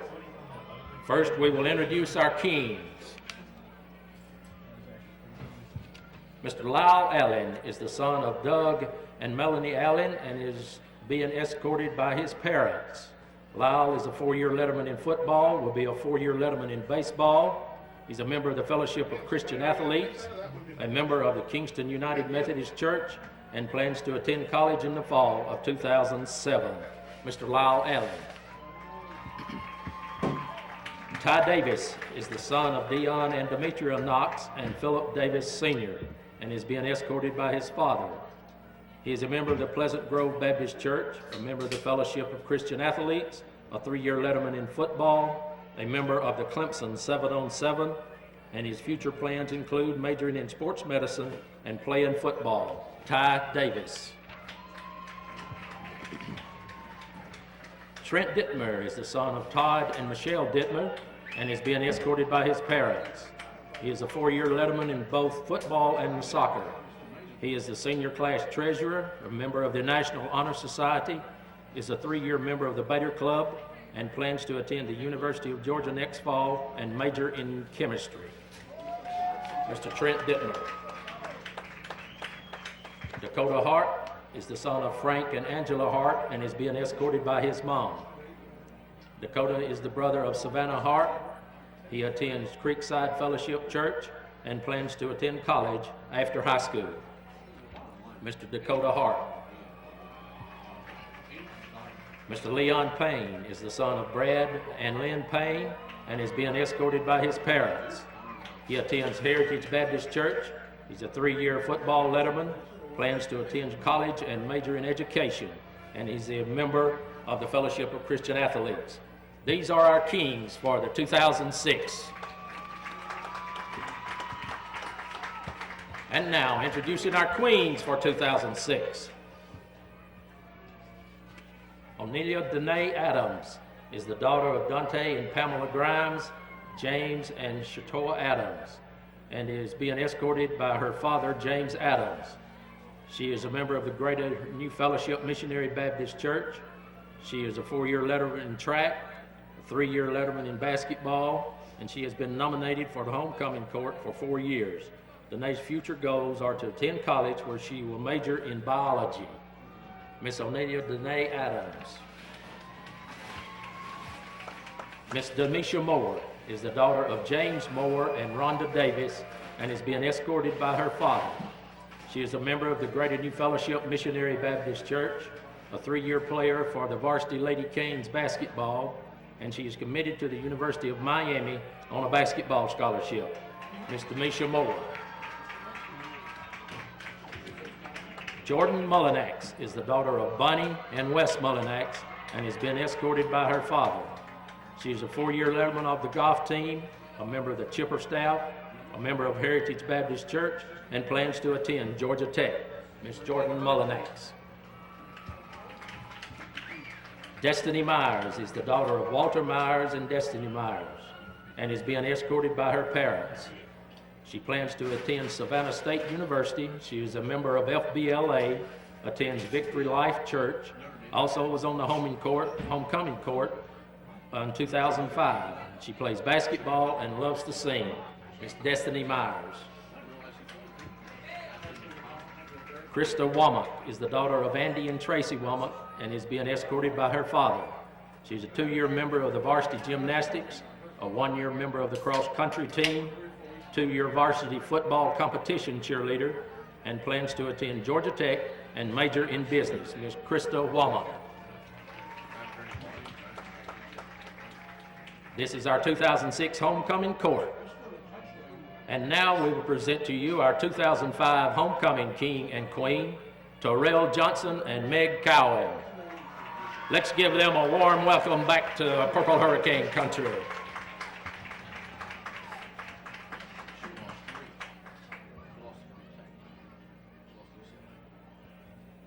All right, ladies and gentlemen, in the center of the field. And now, the 2006 homecoming court king, Mr. Ty Davis.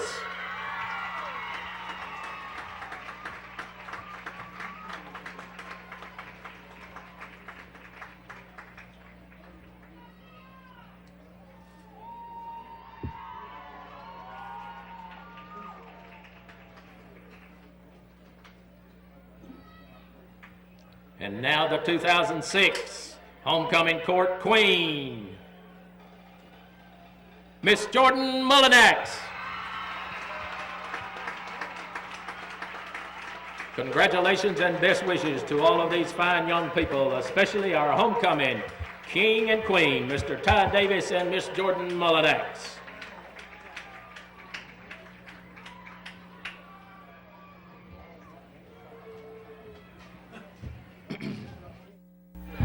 And welcome back. You're watching the high school football game of the week. I'm Scott Singer along with Donald Rucker. Here we are at the half. 23-7 your score. Cartersville on top of this one. But joining us now on the field is our own Ronnie Brown with our own John Nelson. All right, Ronnie, let's talk about how things are going. Talk about what life's like on Sundays for you. It's pretty exciting, for me, just to have a goal in mind, be able to achieve that and be a part of the NFL, that's something that I'm excited about. So how much grief are you getting about the win-loss record right now currently? Not in it. I just came, it's the off week, so I really came and I really wasn't thinking about football. I was going to say, you came to hide, right? Yeah. So what's it like being back here, especially on a homecoming night like this? It's exciting, for me to come back and be able to be a part of it and just, be able to come home and just enjoy myself is pretty exciting. Your favorite homecoming memory, what would it be? When I won, when I was in high school. On the field or as homecoming king? As homecoming king. Okay, just checking. All right. Ronnie, thanks for your time. Enjoy the rest of your time as a civilian tonight. We'll send it back upstairs to Scott. Thanks for hanging out. All right.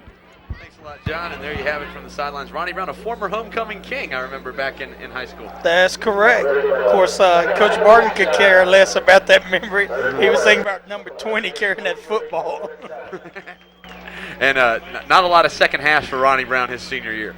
No, his senior year, he didn't see the fourth quarter a lot. It was towards the end of the year, I think, before, when they made the playoff run before Ronnie Brown got an opportunity to hang around to the fourth quarter. If he's in there to the fourth quarter in a lot of those games, Scott, there's no telling how many yards Ronnie Brown would have had. Oh, the yard total that year would have been insane had he been able to play. Yeah, and we're talking about games where he picked up 150, 160 with 10 and 12 carries, and that's about what he averaged.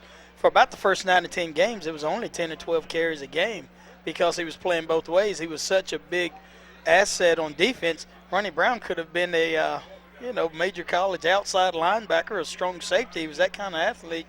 But 10, 12 carries a game, and he's still getting 120, 150, 160, and 200 yards. And one of the things we don't realize that we don't talk about that much is his junior year didn't even carry the ball till the 8th or 9th week of the season. Well, he missed because I was coaching then. He missed the first 4 games. Had a knee injury that he sustained during the summer playing baseball, dislocated kneecap. And, Scott, he played, I think it was game 5, but he limped from game 5 to about game 9. He started to get a little stronger, but he was still limping those first 4 or 5 games that he played. And it was not until the first round of the playoffs that he really felt healthy and really started running football without a noticeable limp. And he was only then, his junior year, you're still talking about 6 feet tall and 185 pounds. He was nowhere near the size his junior year that he was his senior year. Well, Coach, back to the game here. Villarrica will get the football to start the second half, and obviously Cartersville didn't really close the door the way they had the opportunity to here. And Coach Barton, we saw how upset he was going into the locker room, even with a 16-point lead, not happy. And he, of course, is thinking the next week, too. You've got to play well to win the region. He knows what's at stake these next 2 weeks. Trent Dittmer with the kick, and he'll send this one high and deep, and that ball will bounce at the goal line. Here comes Villarrica back the other way. The Hurricanes will try to close in on him at the 6 and bring him down at the 8-yard line. The ball carrier that time for Villarrica was Mike Springer, and Villarrica is going to start with very poor field position here to start this second half. Springer making a terrible mistake on that kickoff. Tried to run to his right, running east-west, and Scott, I tell you, I love the kickoff team for Cartersville, the job they've done this year, the improvement the kickoff team has made. But with the speed they have, you're not going to outrun that kick team running east to west. You got to try to make a move. We've seen some people do that early in the year. Make a move, make 2 or 3 guys miss, and get north-south. Villarrica with the football. They'll send McCoy in motion, and this time they hand off to Henderson up the middle, who breaks loose across the 20 out to the 22-yard line. He'll get 12 on first down, and the Wildcats will move the sticks. And that's the best running play that Villarrica has had all night. It's the off-tackle play, running behind the right side. They've experienced a lot of success with that play, and also running the isolation. They have not had a lot of success running east to west, but running right at the Cartersville defense And you can be sure that Carrollton will be watching that very closely as their coaches are here tonight watching this game. 1st and 10 from the 22, and they'll again hand off to Haynes this time around the left end, and the Hurricanes will come back. Great defensive play that time by Donovan Tate to wrestle him down after a short gain, and Villarrica will face 2nd and about 7 now. Yeah, Haynes is going to pick up about 4 yards on that play. It could have been more, but again, number 32, the safety, coming up and making a great play. Nice job by Donovan Tate from preventing Haynes from picking up additional yardage on that play. Be 2nd down and 6 for Villarrica, 1st down. Wildcats with the football. They will work out of the wing tee, and this time they hand off to McCoy, and he gets hit and dropped in the backfield. Nice play that time by T.J. Ackey to break up the play. Very unusual play right there. There's number 76, Taylor Knott, along with number 1, T.J. Ackey. They knock the offensive guard back into the back of the running back, and they force that lineman to make the tackle, just knock him right into him. Great play by that defensive Cartersville. Ackey and Knott doing a great job. A loss of 2 on the play brings up 3rd and 9. Villarrica look for the play action here, and this time they hand off right up the middle again to McCoy, and he's hit and dropped after a short gain. It'll bring up 4th down, and Villarrica may have to kick this one away. And Scott, you can see the difference at a difference in this Cartersville defense. Ackey was out early in the year, had an injury, but now Ackey back and so active. Also 11, John Jansen making the play, but you know, it makes Jansen and makes the other guys better players when you got a guy like Ackey on the corner. So active, turning the play in, making sure that it doesn't get outside. Well, Villarrica will put their obscure punt team out there. They've already faked one tonight and had one blocked that was then later called back to a penalty. The Hurricanes will send Donovan Tate back to his own 45. They finally get this one away, and no penalty flag. Donovan Tate fields it at the 45, gets outside. The Hurricanes set up the wall. Tate looking for the midfield stripe, steps up across the 45, stays on his feet, and pushes his way down to the Villarrica 38-yard line, and the Hurricanes will take over 1st and 10. And Donovan Tate got up asking for a face mask on that play. Scott, that's another kid for Cartersville. Tate improving each week.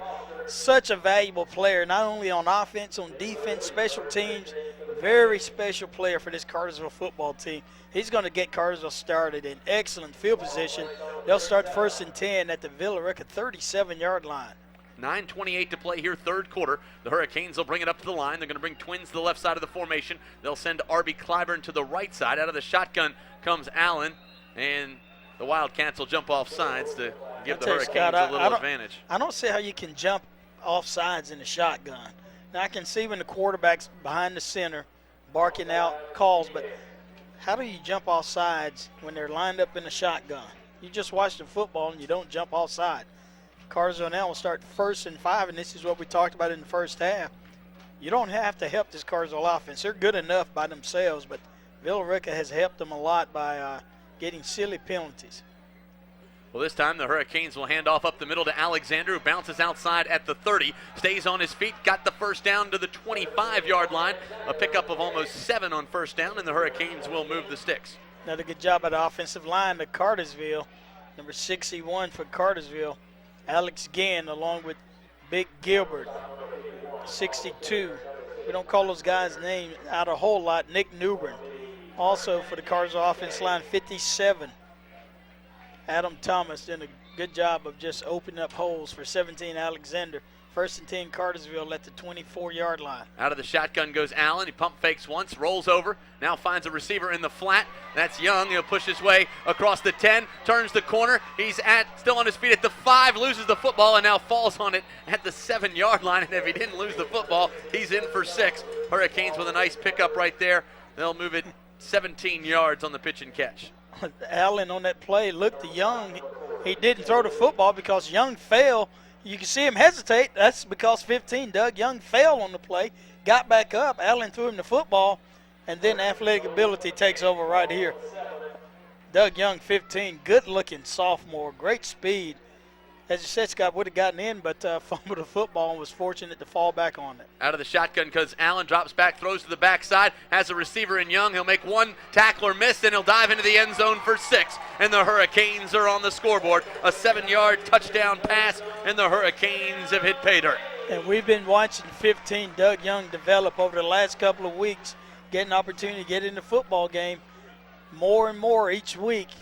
And there's some folks that are going to look at some film early in the year and they're going to say, where did number 15 come from? Who is this kid? But Doug Young, a good-looking athlete, nice wide out, catches the ball well, makes a good move and gets into the end zone. Touchdown, Cartersville. So Cartersville up 29-7. Snap is down, the kick is up and good, and just like that, Cartersville now leads it 30-7. We'll take a quick break and come back. You're watching the Chuck Clancy Automotive High School Football Game of the Week. Cartersville leading it 30-7. And welcome back. You're watching the High School Football Game of the Week, brought to you by Chuck Clancy Automotive. I'm Scott Singer along with Donald Rucker. 8:41 to play here, third quarter. Cartersville leading it 30-7 on the Chuck Clancy Automotive High School Football Game of the Week. Trent Dittmer puts it down on the 40-yard line, and Villarrica will get set to receive this one. And if you keep your eye right behind number 6, Trent Dittmer's number 48, Luke Pye. Watch him cover. An end-over-end kick will be fielded at the 5. And here come the Wildcats back the other way, and the Hurricane kick team will push him up back to out the 25-yard line. Nice return that time for number 6, Mike Springer. Yeah, got a little extracurricular activity after this play. As you can see, Cartersville, Luke Pye pulling back 35 Trey Ball. Motion starting to flare a little as Cartersville on top big right now in this game, 30-7 with 8:32 to go here in the third quarter. Villarrica will get the football. We have a penalty flag out on this? No flag. Just a little emotion there. So it'll be Villarrica ball at the 24-yard line. 8:32 to play here, third quarter. Big stop coming up for the Canes.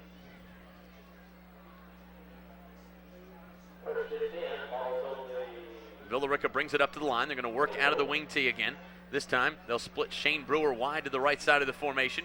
They're going to send McCoy in motion, and they hand off to Henderson up the middle, who breaks one would-be tackler at the line and pushes his way for a couple, trying to get north-south. And that'll bring up second and about 7 to the gain of 3. All you're seeing is a preview to next week. This week is Cartersville will have to match up with a very fast a very fast Carrollton offense next week. Yeah, very fast, and they're going to execute a little better than what you're seeing Villarrica.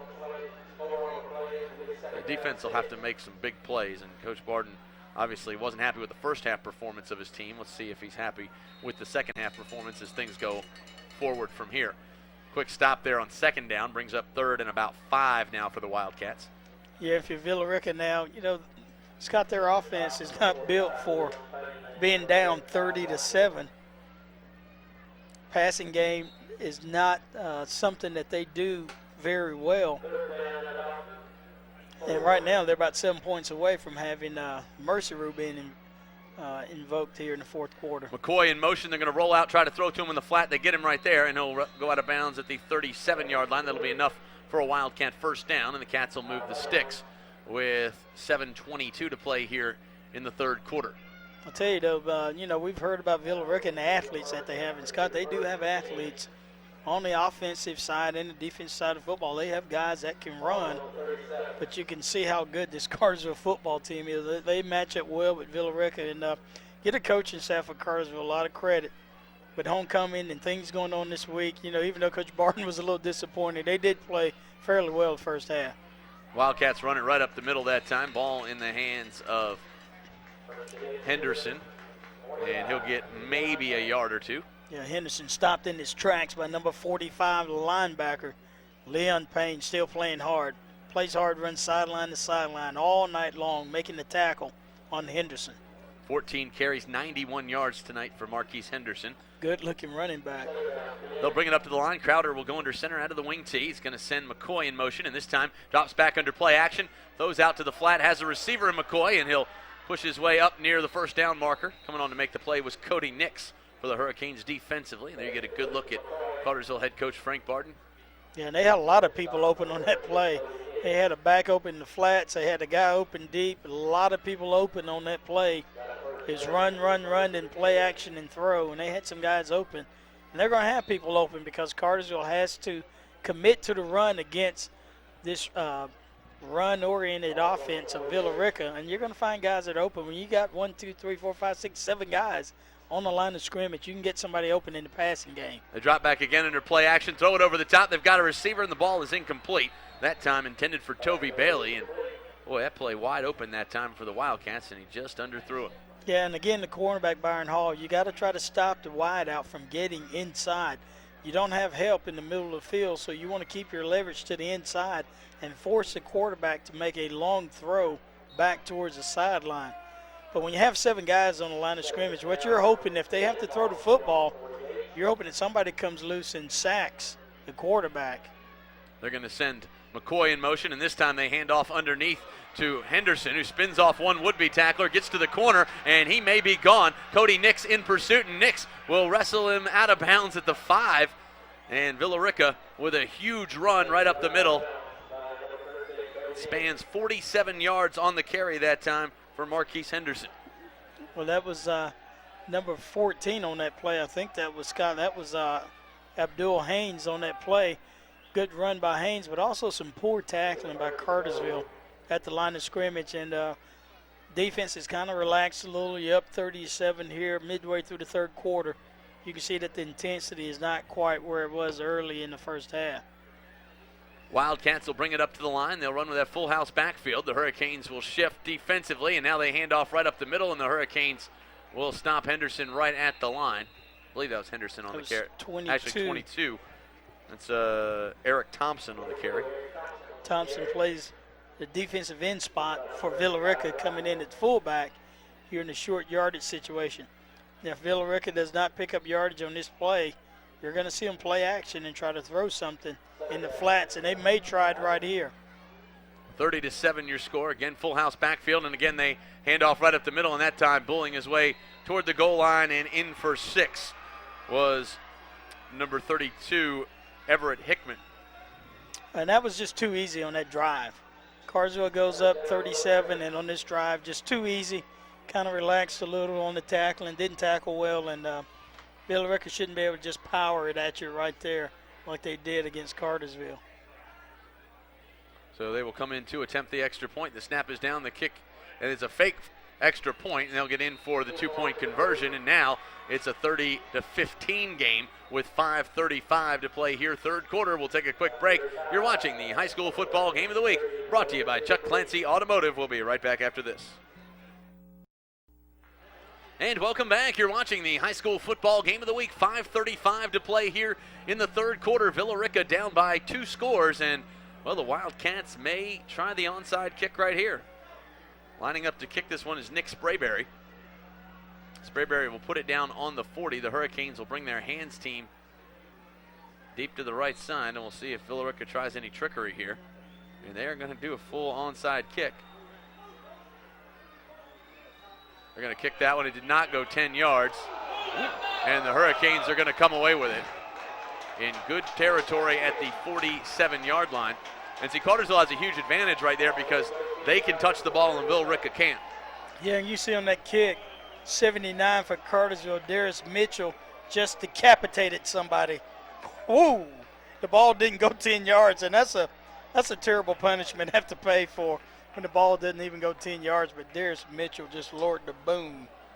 I think that was number 4, T.J. Lee, for Villarrica fielding that football, and he paid dearly for it.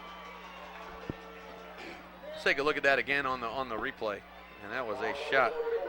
Take a look at it right after this play. 4 wide receivers. Hurricanes will come out of the shotgun again.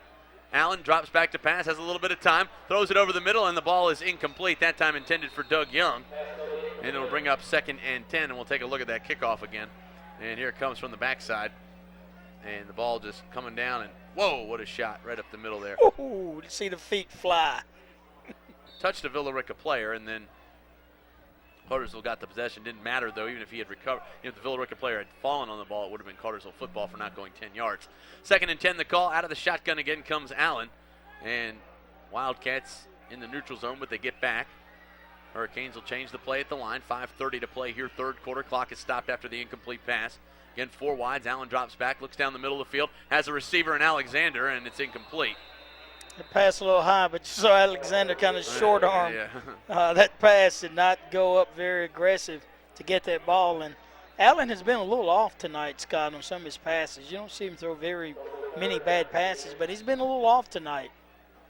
3rd and 10 now. Hurricanes in a little bit of a hold offensively. Villarrica moving around with a 3-man front. They'll drop back. They're going to stunt to the left side of their defensive line. You can see the blitz on.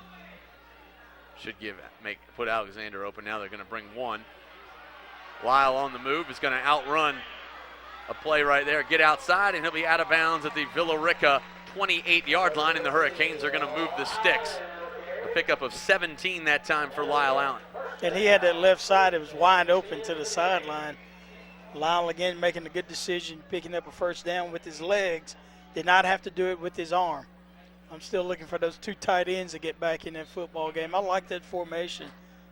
Personally, Scott, I think that's the best formation Cartersville has. The 2 tight ends, double flanker, or go 2 tight ends and put both wideouts on the same side, goes trips. I like that formation. Forces the defense to balance up. 4 wides now as Allen comes out of the shotgun, and this time he hands off right up the middle to Troy Nelson, who gets maybe a yard on first down. Brings up 2nd and long, but the clock continues to run with 5:06 to play here, 3rd quarter. And Villarrica gets a stop here, and Cartersville does not get points. And, Scott, they go down and score again. We got a football game. They have not stopped playing. They're still playing hard. Well, Villarrica won't quit. None of the teams in Carroll County will quit on you. They know how to play football there. Cartersville out of the shotgun. They're going to go 4 wide receivers. They drop back to pass. Allen under some pressure, throws over the top, and the ball is incomplete. That time intended for R.B. Clyburn, and it'll bring up 3rd and long. Allen took a pretty good shot there at the end of that one. Yeah, he stood in the pocket. He knew the pressure was coming. Did a good job of standing in the pocket, but again, delivering that football just a little. As you can see the hit on Allen, but that ball just a little behind Clyburn. But you got to make a play. You got to catch that ball. Got an official timeout call.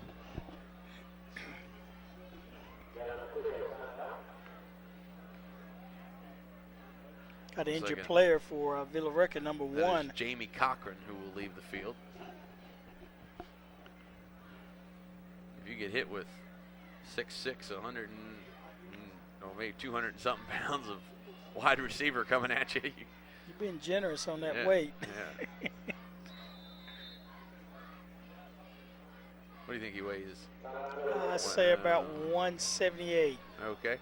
Well, the Hurricanes will bring it in for the timeout. We'll take a break as well. 4:39 to go here, 3rd quarter. Cartersville leading it 30-15. You're watching the high school football game of the week, brought to you by Chuck Clancy Automotive. We'll be right back after this. And welcome back. And there you see the Hurricane coaching staff after giving a few instructions to the Hurricane offense. And they'll bring it up to the line. 3rd and 11 the call. 4:39 to go here, 3rd quarter. Cartersville on the Villarrica 30-yard line with an opportunity to inflict a little damage. Cartersville will come out of the shotgun. Lyle Allen will go trips to the right side of the formation. 1 back in the backfield. He rolls back, in trouble, throws it up, has a receiver there, and Tate underneath it for the touchdown, and the Hurricanes are in the end zone. What a pitch and catch. It goes 30 yards over the top. Lyle threw it in a position where only Donovan could catch it, and he just blocked out and went for the football. Scott, he just threw it up because he knew number 32 was over there. Donovan Tate was covered, not open, but when you know you have an athlete like 32, you throw it up anyway. That's the center field on the baseball team. He makes those catches. And it just dances right inside the pylon, and the Hurricanes are on the scoreboard. 36-15 your score. Canes lead it by 21, and now a chance to go up 22.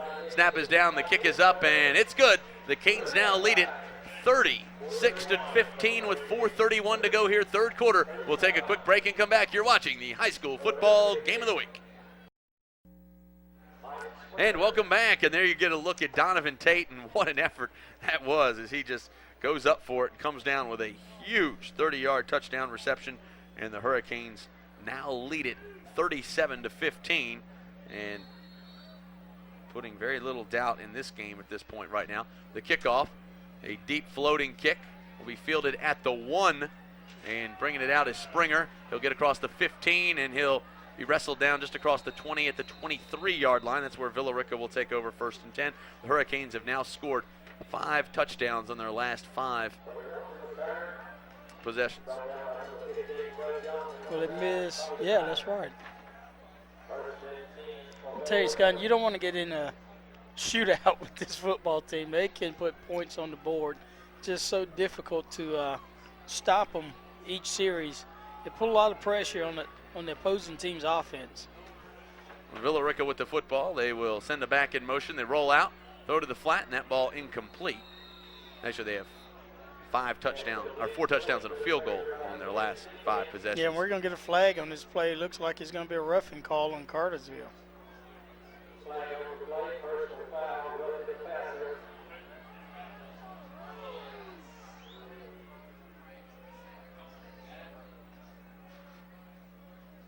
I know we got a hand up. I know Daniel Gilbert, I think, knocked the pass down. I'm not sure who the roughing call was made on.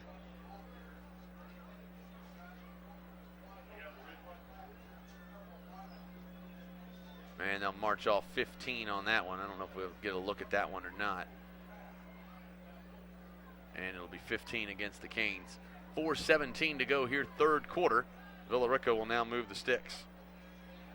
Of course, again, Cartersville needs to get a stop here and get 7 more points, and we'll be out of here in the fourth quarter. Villarrica with the football. 1st and 10 the call. They're going to send McCoy in motion, and this time they hand off to Henderson, who breaks the tackle at the line, spins upfield, and will be wrestled out of bounds at the Cartersville at their own 44-yard line. A gain of maybe 7 on first down. Brings up 2nd and 3. They ran the power again with Henderson. This time Henderson bounced outside and got outside of number 1, Aki, the outside linebacker. Tate able to come up again from his safety position to push Henderson out of bounds, but not before Henderson picked up 6 yards on the play. Be 2nd down and 4 for Villarrica, first down. Third play of the drive coming up here. It'll be 2nd and 4. And this time he'll drop back to pass. Crowder throws it over the top, and that ball in the air, and it'll be caught and completed across the 30 down to the 26-yard line that time.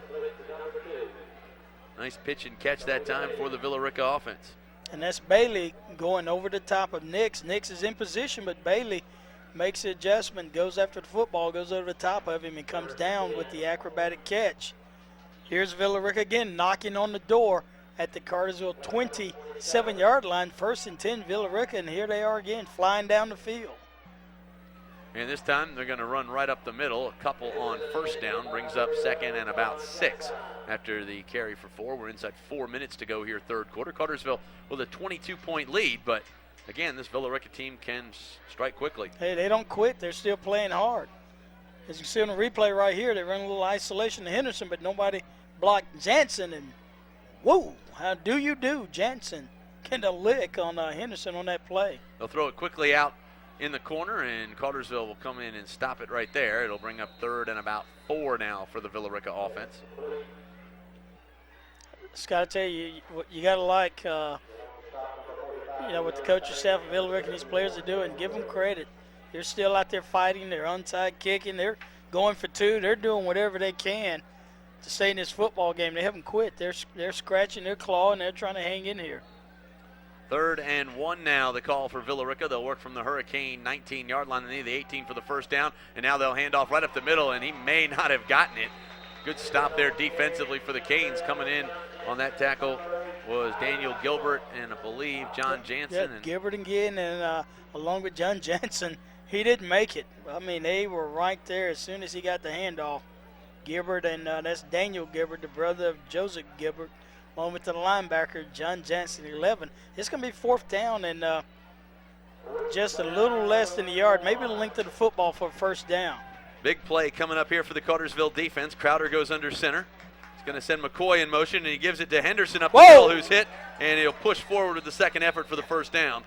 Yeah, on the initial hit, he did not have the first down, but I do believe that number 22, Eric Thompson, did fall forward for the first down. And they're going to mark it as a first down. They're going to move the change. First down, Villarrica. 2:06 with the clock running. Cartersville 37, Villarrica 15 here in the third quarter. A lot of football to be played here tonight. Again, Crowder goes under center. This time he's going to send Haynes in motion, and the Hurricane defense Moves across the line a little bit early. That'll be 5 against the purple and gold. I guess you could say purple and gold either way tonight. Well, you got purple and gold, and you got, I think, yellow and gold over there.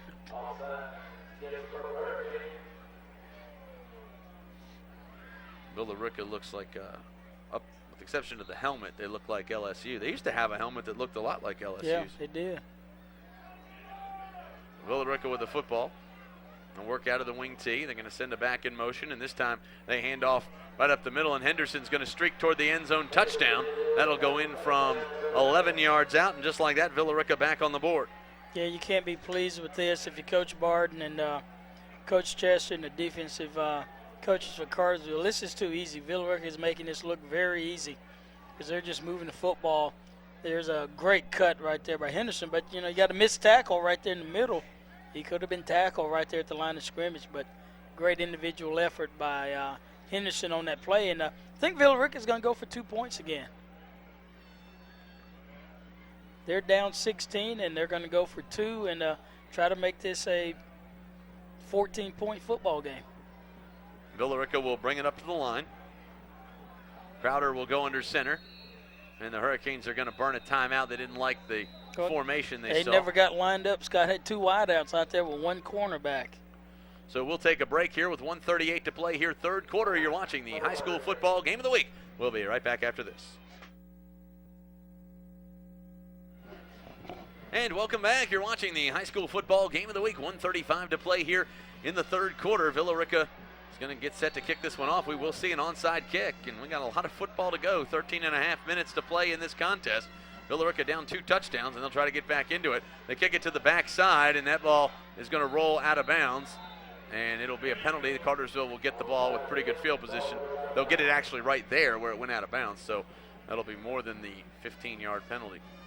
Yeah, that was a pretty I don't know if that guy's a left-footed kicker or not. Is that the same kicker they've used each time? Because he approached the tee and kicked that football with his left foot, trying to catch Cartersville off guard, but Villarrica just going for the onside kick every time they score, trying to get points. And the last time they were able to hold Cartersville to a field goal. Cartersville did not score the touchdown, but if you're not going to stop them, you got to get points on the board. A lot of scoring here in the third quarter. 1:35 to play. Cartersville with the football. They'll bring it up to the line. They'll bunch 3 wide receivers to the right side of the formation, and they hand off to Alexander up the middle, who's hit and dropped after a short gain. It'll bring up 2nd and long now for the Canes. But that clock continues to run as we get inside a minute and a half to play here, third quarter. Cartersville still has to keep playing. They can't play not to lose. They got to start attacking Villarrica here. Yes, Scott, and they've been in a lot of 2nd and longs, 3rd and longs as they run the counter right here. Pulling guard tackle, and there's Alexander trying to get up in the hole, but great tackle by number 18, Villarrica's Sean Holland on that play. But that's why I like the 2 tight end formation here. Keep them out of the 2nd and 3rd and long. This time the Hurricanes will bring 4 wide receivers out. Going to send 3 to the left side of the formation in motion. Allen drops back, throws to the flat, has Donovan Tate, and he's hit and dropped in the backfield. A loss of 7 on the play. We'll bring up 3rd and long now for the purple and gold. Clock continues to run. We're inside 45 seconds to play here in the third quarter. And Allen just strings this one out. Donovan with a good catch and a great play there. And a great open field tackle by number 32, Everett Hickman. Yeah, Trimble didn't get the block that time on Hickman on that play, and Tate never really had a chance on that pass play. You got to at least get in his face and try to slow him down and give Tate an opportunity to make a move. This time the Hurricanes will bunch 3 wide receivers tight to the right side of the formation. Allen out of the shotgun. Drops back, hands off to Morgan Alexander. Alexander running for his life. Turns back the other way, catches a block. Steps inside now, catches another block. Has some room to run across the 45, the midfield stripe, and he's got the first down as he pushes his way into Villarrica territory. And a great run in the open field by Morgan Alexander. Scott sees some laundry on the field, and it's going to be a block in the back against Cartersville after a great individual effort by 17, Morgan Alexander. This will come back. This hurts because it's going to be at the 34, which is past the original line of scrimmage. It'll be 10 yards from the spot of the foul. And we'll see where the block is. Boy, that was – I'd like to see that one again. If we can roll that one back, Jason, that would be neat. I'd like to see that one again. Just see where the block in the back occurred. They're saying it was right at the 34-yard line. And that'll do it for the third quarter. Before we go to the break, we'll take a look at this again on the instant replay. And you see Morgan Alexander dropping back, rolling out, and I don't see the block in the back. The only one I could see was 14, Lyle Allen. They might have flagged him. And there you have it, though. At the end of 3 quarters of play, it's now Cartersville 37, Villarrica 23, and the Hurricanes have third and a mile. We're going to take a quick break and come back. You're watching the high school football game of the week, brought to you by Chuck Clancy Automotive. And welcome back. You're watching the high school football game of the week as we get ready to start the fourth quarter. Cartersville with a 2-touchdown advantage and the football, but they're going to face third and a mile here as they change sides of the field. And we're going to take a look at it here again on the instant replay. Keep your eyes on Lyle Allen. We think he might be the only one that could have committed this foul, but yeah, Scott, it might have been able to get him right here too. They didn't call this. That could have been a chop block. They didn't make that call, but watch Lyle right here make this block. I'm not sure what number they gave to Coach Barton. Well, there's no block there. But right here, but that's questionable if that's what it was. That must have been the call that didn't look like a block in the back to me. If anything, he got the chop block, but tough break for the Canes because that's a first down, and now you're facing that's a 25-yard penalty. Yeah, but they got to bring Cartersville back to the side of the field. You can't end the quarter on a penalty, even though there's no time on the clock. Cartersville's going to have to run the play. So we're still here. Yeah, Villarrica is going to accept the penalty, and Cartersville's got to run the play on this side. So we're still in the fourth quarter. Still in the third quarter, rather. Last play of the third quarter with no time on the clock.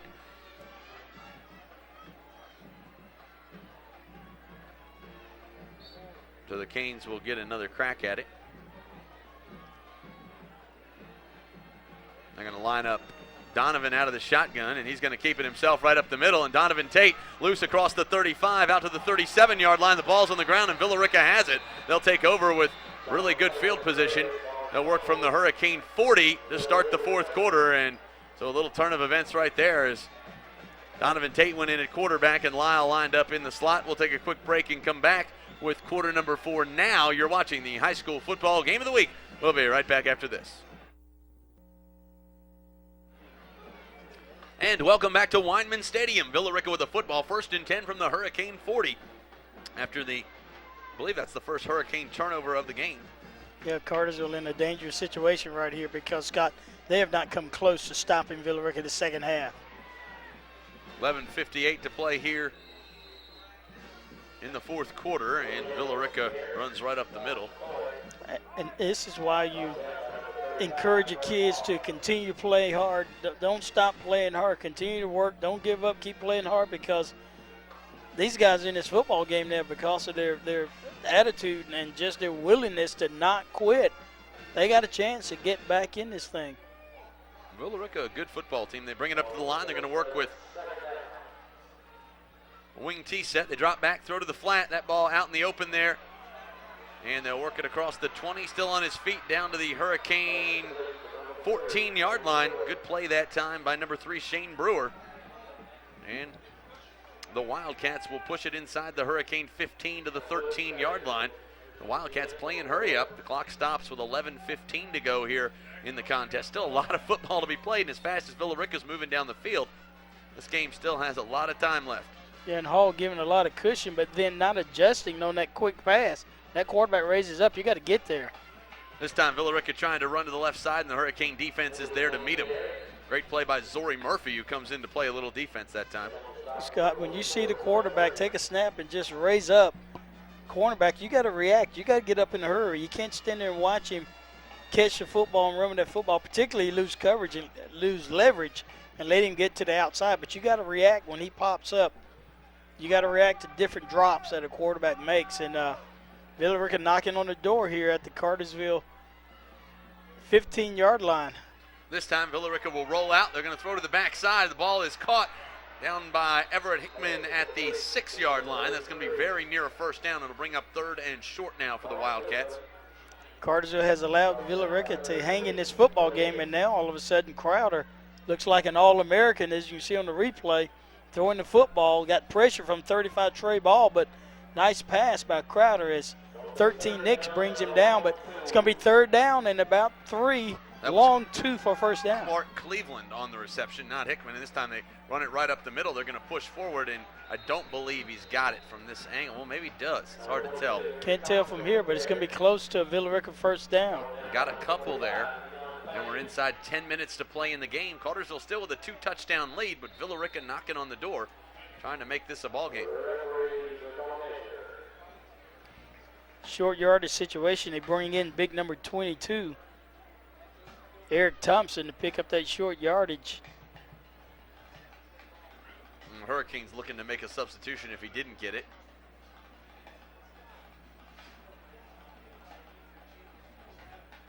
Doesn't look like he has it. Scott, this is so close. They have to get 6 pairs of eyes on it. Looks like a chain link or 2 short. So the Hurricanes are going to make a substitution. You see there. Boy, it's just the link of the chain right there. They're going to have one shot to just run it right up the middle. The Hurricanes are going to have to get good penetration. Yeah, you're going to see 4th down and a couple of chain links. You'll see a quarterback sneak right here for Villarrica. Nick Newbern and Joseph Gilbert come in defensively as the Hurricanes are going to try to get a stop. And this time they hand off right up the middle, and I believe the Wildcats have gotten it. Yeah, it's going to be 1st and goal, Villarrica.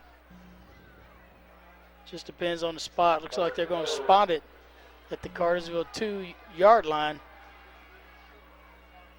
And Villarrica, Scott, this is, I don't know. They may go for 2 here again. It could easily be 37-31 here. This time they're going to keep the football right up the middle. They'll push it forward. They're not in, but they're right on the goal line that time. The ball carrier, number 32, Everett Hickman. Hickman plays with a lot of heart. Well, he's been, I believe he's been the turning point in the game when they put him in on offense. Yeah, Scott, I mean, they've got kids that, like we said, they got talent, they got athletes, and these kids are playing with a lot of heart. Could have easily quit and given up, but they didn't quit. 37-23 your score, and Villarrica will push it forward at the goal line. They are not in. No signal from the referee. Good news for Cartersville is that clock continuing to run, 8:51 to go, and it'll be under 8.5 minutes before Villarrica gets up to the line again.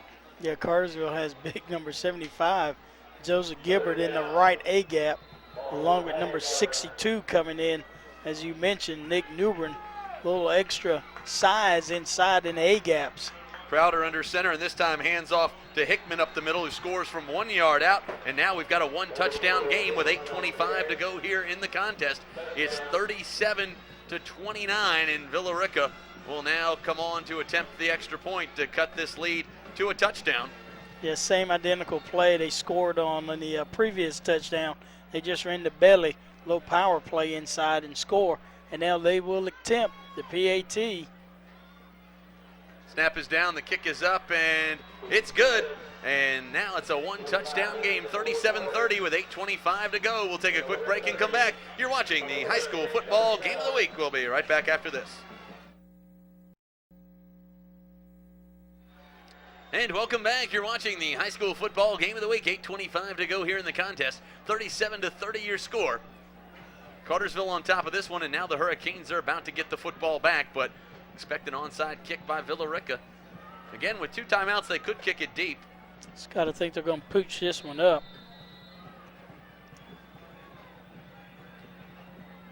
Springer sends this one end over end. Going back to field it for the Canes. And they'll be wrestled down at the 16-yard line, and that's where Cartersville will start with 8:20 to play here in the contest. Yeah, that's Francis Duncan, number 18, fielding that football. Cartersville didn't have a return on. They were aware that Villarrica might onside kick that football as it stands. They pinned Cartersville back. Cartersville will start 1st and 10 at their own 16-yard line. And if ever the offense needed a drive, they need one now with 8:20 to go here in the 4th quarter. And Scott, Cartersville was just a touchdown away from having a mercy rule in the 4th quarter, back in the 3rd quarter. Hurricanes with the football out of the shotgun, and this time they hand off to Alexander up the middle, who's loose across the 30, out at the 34 and out to the 35-yard line. A gain of 18 yards on 1st down, and the Hurricanes will move the sticks. It's a big run that time by number 17, Morgan Alexander, again to get Cartersville out of a hole. And they need points right now. They have got to get points on the board. Be nice if they could take this ball and just drive the length of the field, keep the Villarrica offense off the football field, because the Cartersville defense has not been able to contain them the second half. Ball on the 35. It'll be 1st and 10 as we go inside 8 minutes to go in the contest. Cartersville with the football. They'll bring it up to the line. R.B. Clyburn split out wide to the right side of the formation. Tremble, along with Doug Young and Donovan Tate, split out wide to the left side. Morgan Alexander in the backfield, and they lose the football up the middle, but here comes Lyle Allen across the 40 out to the 42-yard line, a gain of 7 on the busted play. Could have been disastrous right there. Kind of got a snap high and to the right, or to the left, but Allen making the right decisions. No sense in trying to hand that football off. Did a great job just to be able to pick up 7 yards on that play, but boy, that would have been a disaster if Cartersville had turned the football over. 7:15 to go here in the contest. Out of the shotgun comes Lyle Allen. This time, he's going to hand off to Alexander up the middle, who pushes himself across the 45 out to the 47-yard line. A gain of 5, and the Hurricanes will move the sticks. The clock stops with 7:02 to play in the game, and the Hurricanes will get a fresh set of downs. Good job, Alexander. Good hard running. Just pick up the first down, and that's what Morgan does. Keeps the sticks moving. 1st and 10. Cartersville at the Cartersville 46-yard line. Cartersville 37. That's right, Villarrica 30.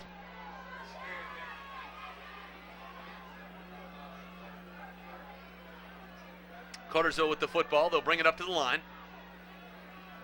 They're going to work with 3 wide receivers to the left side. They pitch it off on the end, and getting hit in the backfield and brought down for a loss on the play. That time will be Morgan Alexander. It's going to bring up 2nd and long now for the Canes. Clock continues to run. 6.5 minutes to play here in the contest. And this has been when Cartersville's gotten in trouble the second half. It's the 2nd and long and the 3rd and long. You can see the blocking breaks down right here on this left side. Alexander really not giving a chance on this play, but this has been when Cartersville has struggled. It's tough for any offense when it's 2nd and 14, 2nd and 15. Hurricanes will bring it up to the line. They're going to work out of the shotgun again. 4 wide receivers this time for the purple and gold. Allen drops back to pass, looks down the field, throws across the middle, and it's incomplete. That time intended for Doug Young. And Doug Young was not open. Number 18, Sean Holland, was all over Doug Young. We're fortunate we didn't get that pass picked off on that play. But Scott, what that pass does now, it stops the clock with 5:53. Villarrica has 2 timeouts left the second half. 37-30, and Cartersville is facing a 3rd down and 15 right here.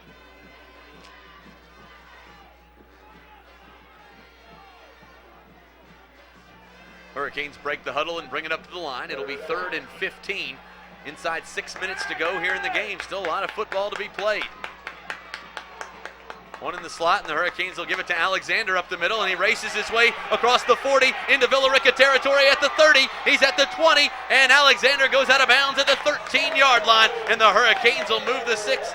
A new set of downs. The clock stops with 5:42 to go here in the contest, and the Hurricanes are knocking on the door. Hey, give Coach Barton a lot of credit on that call. It's 3rd and 15. Look at Morgan Alexander. That was like nitro hitting a hole. What a burst by Alexander. And there's number 2 for Villarrica, Toby Bailey, saving a touchdown, but 3rd and 15 really crossed up Villarrica with the handoff inside to Alexander. I tell you, he turned on the jets when he hit the hole. The Hurricanes will bring it up to the line now. Out of the shotgun comes Lyle Allen. They'll go 3 wide receivers. They'll put Donovan Tate in the slot on the right side of the formation. Morgan Alexander in the backfield, and now Lyle will change things at the line. Clock stops, and they'll lose the football in the backfield, but Allen is right there, and coming away with it is Nick Newbern. Scott, I think Villarrica's got that Villarrica football. has the ball. And they do, so Villarrica will take over on the fumble. Tough break for the Hurricane offense. 5:30 to play here in the game. And now Villarrica has the ball. You get a bad snap, Scott. You saw that couple of plays earlier where that snap was high and to the left. This time Allen was not able to handle that high snap to the left. Could not recover the fumble, and Villarrica will start 1st and 10 at their own 21 with 5 minutes and 30 seconds left in the football game. Villarrica with the football, and this time they're going to pitch it out to Henderson around the left end. He's hit and dropped after a gain of 1. It'll bring up 2nd and long, and the clock continues to run inside 5.5 minutes to play in the game. Nice job. Leon Payne, 45, the linebacker again. Number 11, John Jansen, along with 44. Zoe Murphy making the tackle. The defense has not stopped this Villarrica offense the entire second half. Scott, they scored touchdowns every time they've gotten the ball. Villarrica bringing it up the line. 5 minutes to go here in the contest. They're going to send it back in motion. They pitch it to him in the backfield. He's dropped for a loss on the play. It'll bring up 3rd and long. And again, we're inside 5 minutes to play. And your cornerbacks now, you got to watch your coverage now. You can't give up too much cushion. You got to watch your coverage right here. Villarrica has 2 timeouts left with 4:40, as you can see the clock. And running, they can still, if they don't make a first down, they can still punt the football and get it back. Villarrica with the ball, 3rd and 13 the call. Watch Toby Bailey going over the top with Bailey. They're going to send it back in motion. They drop back. They throw this one up in the air, and that ball caught by Bailey down to the 40-yard line, 36 of Cartersville, and Villarrica's knocking on the door with a first down. 3rd and 11, and they convert over the top to Bailey. Bailey, the best athlete on this football team.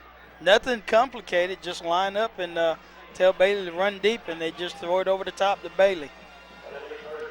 And really a lot better catch than pass. Bailey making adjustment on that ball. Good throw by Crowder, but a better catch by Bailey.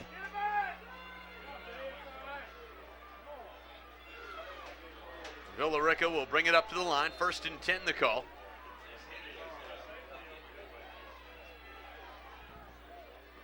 This time they go under center and hand off right up the middle to Henderson, who pushes his way near the Cartersville 35. It'll bring up 2nd and 10.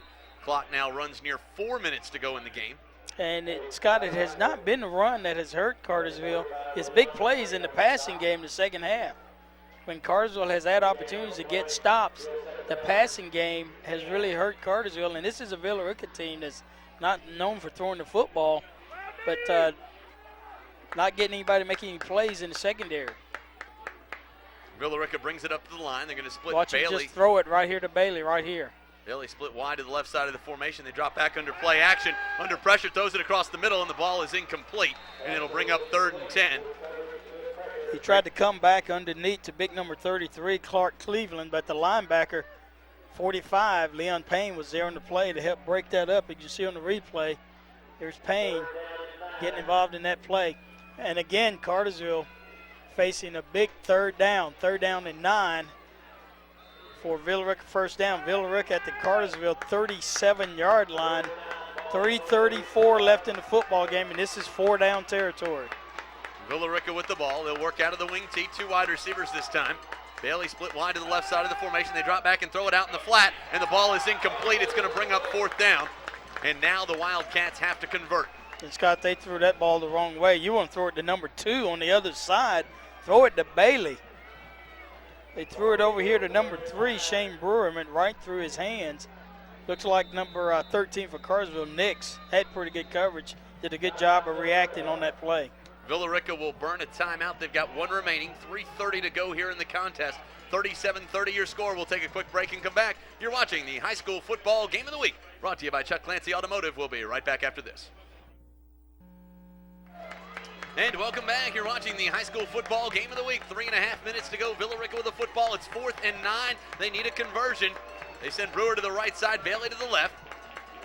Going to send it back in motion. They drop back under play action. They'll roll out. They throw it over the top. Ball is in the air, and it's broken up and intercepted, and the Hurricanes have the football. John Jansen comes away with it, and the Hurricanes will take over at their own 11 with 3:22 to go. And Donovan Tate back there to break it up, and John Jansen picks up the change. Scott, they threw that ball in the wrong area. If you're going to throw this ball to Bailey, don't throw it towards the center of the field where number 32, Donovan Tate, lives. And you see the hustle play by Jansen. That's a linebacker running to the football deep, and Jansen gets rewarded for his hustle, comes up with the interception. But you throw that ball towards the sideline over the corner. You don't throw it towards the middle, towards Donovan Tate.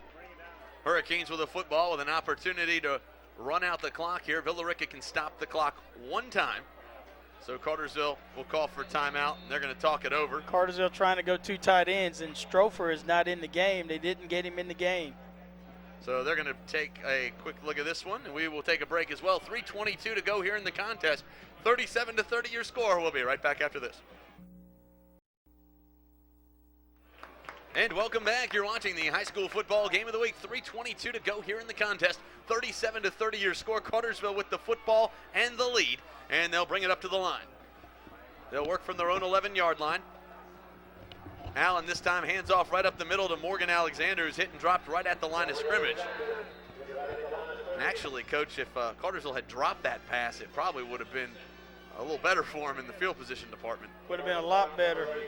Of course, you want to get a first down here, but the main thing, you got to hold on to the football. Villarrica strip right there at the end of the third quarter. They were able to strip 32 Donovan Tate from the football, and they're trying to strip Morgan Alexander right there, but you got to hold on to the football right here.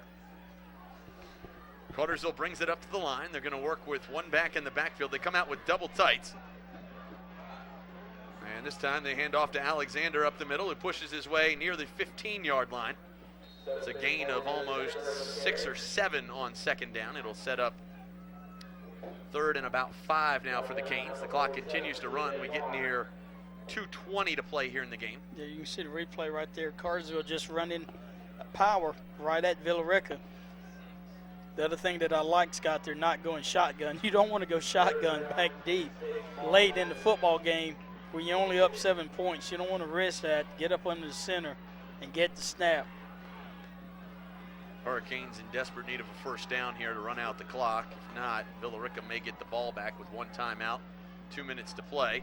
This time, they hand off right at the middle. Alexander loose across the 20, outside at the 30. He's at the 40, at midfield, and Morgan Alexander at the 30, the 20, Good the 10, God. and he is gone. Morgan Alexander puts on the Jets, and the Hurricanes have knocked the final nail in the coffin. A 43-30 lead with 1:46 to play as Morgan Alexander takes it to the house. Scott, 85 yards in for the touchdown. Did you see the parachute come out in the end zone? He couldn't slow down. I think he released his parachute in the end zone. Morgan Alexander just smoked the Wildcat secondary. As you can see on the replay, there's a guy that's got a chance right there. He's got a chance. Bailey's got a chance. You can see Alexander right there at the 5. The parachute comes out. Unofficially 214 yards on the night for Morgan Alexander. The snap is down, the kick is up, and it's good. The Canes now lead it 44-30 with 1:45 to play here in the contest, and Cartersville should have this one in the bag now. Now they'll have to kick this one deep and play a little defense, but Villarrica gave them everything they could ask for here in the fourth quarter. We'll take a quick break and come back with the kickoff. 1:46 to go. We'll be right back after this. And welcome back. Cartersville 44, Villarrica 30 as Dittmer kicks off. Low line drive, number 6 for Villarrica is going to field it. That's Springer. Cartersville need to make a play, and there's a tackle. Springer very close to breaking that kickoff, but there's number 15 again. That's sophomore Doug Young along with number 9. That's Bobby Snyder making the tackle. Springer very close to picking up big yardage on that kickoff. With 1:38 to go here in the football game, Villarrica down 14 points. And Scott, even though Cartersville's up 2 scores, I'm still nervous. Villarrica with the football. They'll work out of the wing tee, and this time they hand off right at the middle. Ball's on the ground, and the Hurricanes fall on it. And now the purple and gold will take over with excellent field position. Zori Murphy comes up with the fumble recovery, and the Hurricanes are in business again, and now they should be able to take a knee with 1:33 to go, run one play, and then take a knee. Yeah, my nerves have just been healed. Well, what a victory tonight for Cartersville, and this is a game I was very worried about. You're sandwiched right in between the Carrollton game. You play a night later. Anytime you reschedule. And against a good football team. Good football team. Homecoming, this is a good football team. Cartersville rescheduled this game because of the homecoming festivities. Did not want to be in the rain, but Villarrica was thinking, hey, you don't want to have your passing game in the rain. They use that as a motivational tool tonight, and Cartersville brings it up to the line. They'll run with one back in the backfield, and this time they hand off to Alexander, who gets hit and dropped after a short gain, and Villarrica should burn a timeout. I don't know if they will or not. They may just concede this game. Scott, we've been waiting for Morgan Alexander to break a big one like that all year. Had a few of them last year, but you talk about Cartersville needing a big run at a critical time in the football game. Morgan Alexander delivered. And we know what Toby, number 2 for Villarrica, Toby Bailey, can do. Great speed, good athlete. Could not get a finger on Morgan Alexander. And the Hurricanes line up in the victory formation, and that should do it. 48 seconds to go here in the contest. They will have to run one more play, I believe. Yeah, I don't think Villarrica is going to call a timeout here, and we appreciate it too. Thank you, Coach. Villarrica will concede this one. They will now hope that they can get a little help from Sandy Creek to get their situation better. Actually, they are looking at the 4. Actually, they don't. I don't know if they want help from Sandy Creek. They're definitely in the playoffs. If yeah, they've got the tiebreaker on Sandy Creek. Right. But I believe Sandy Creek has a win against a AAA team, so if all 3 were equal, they may be odd man out.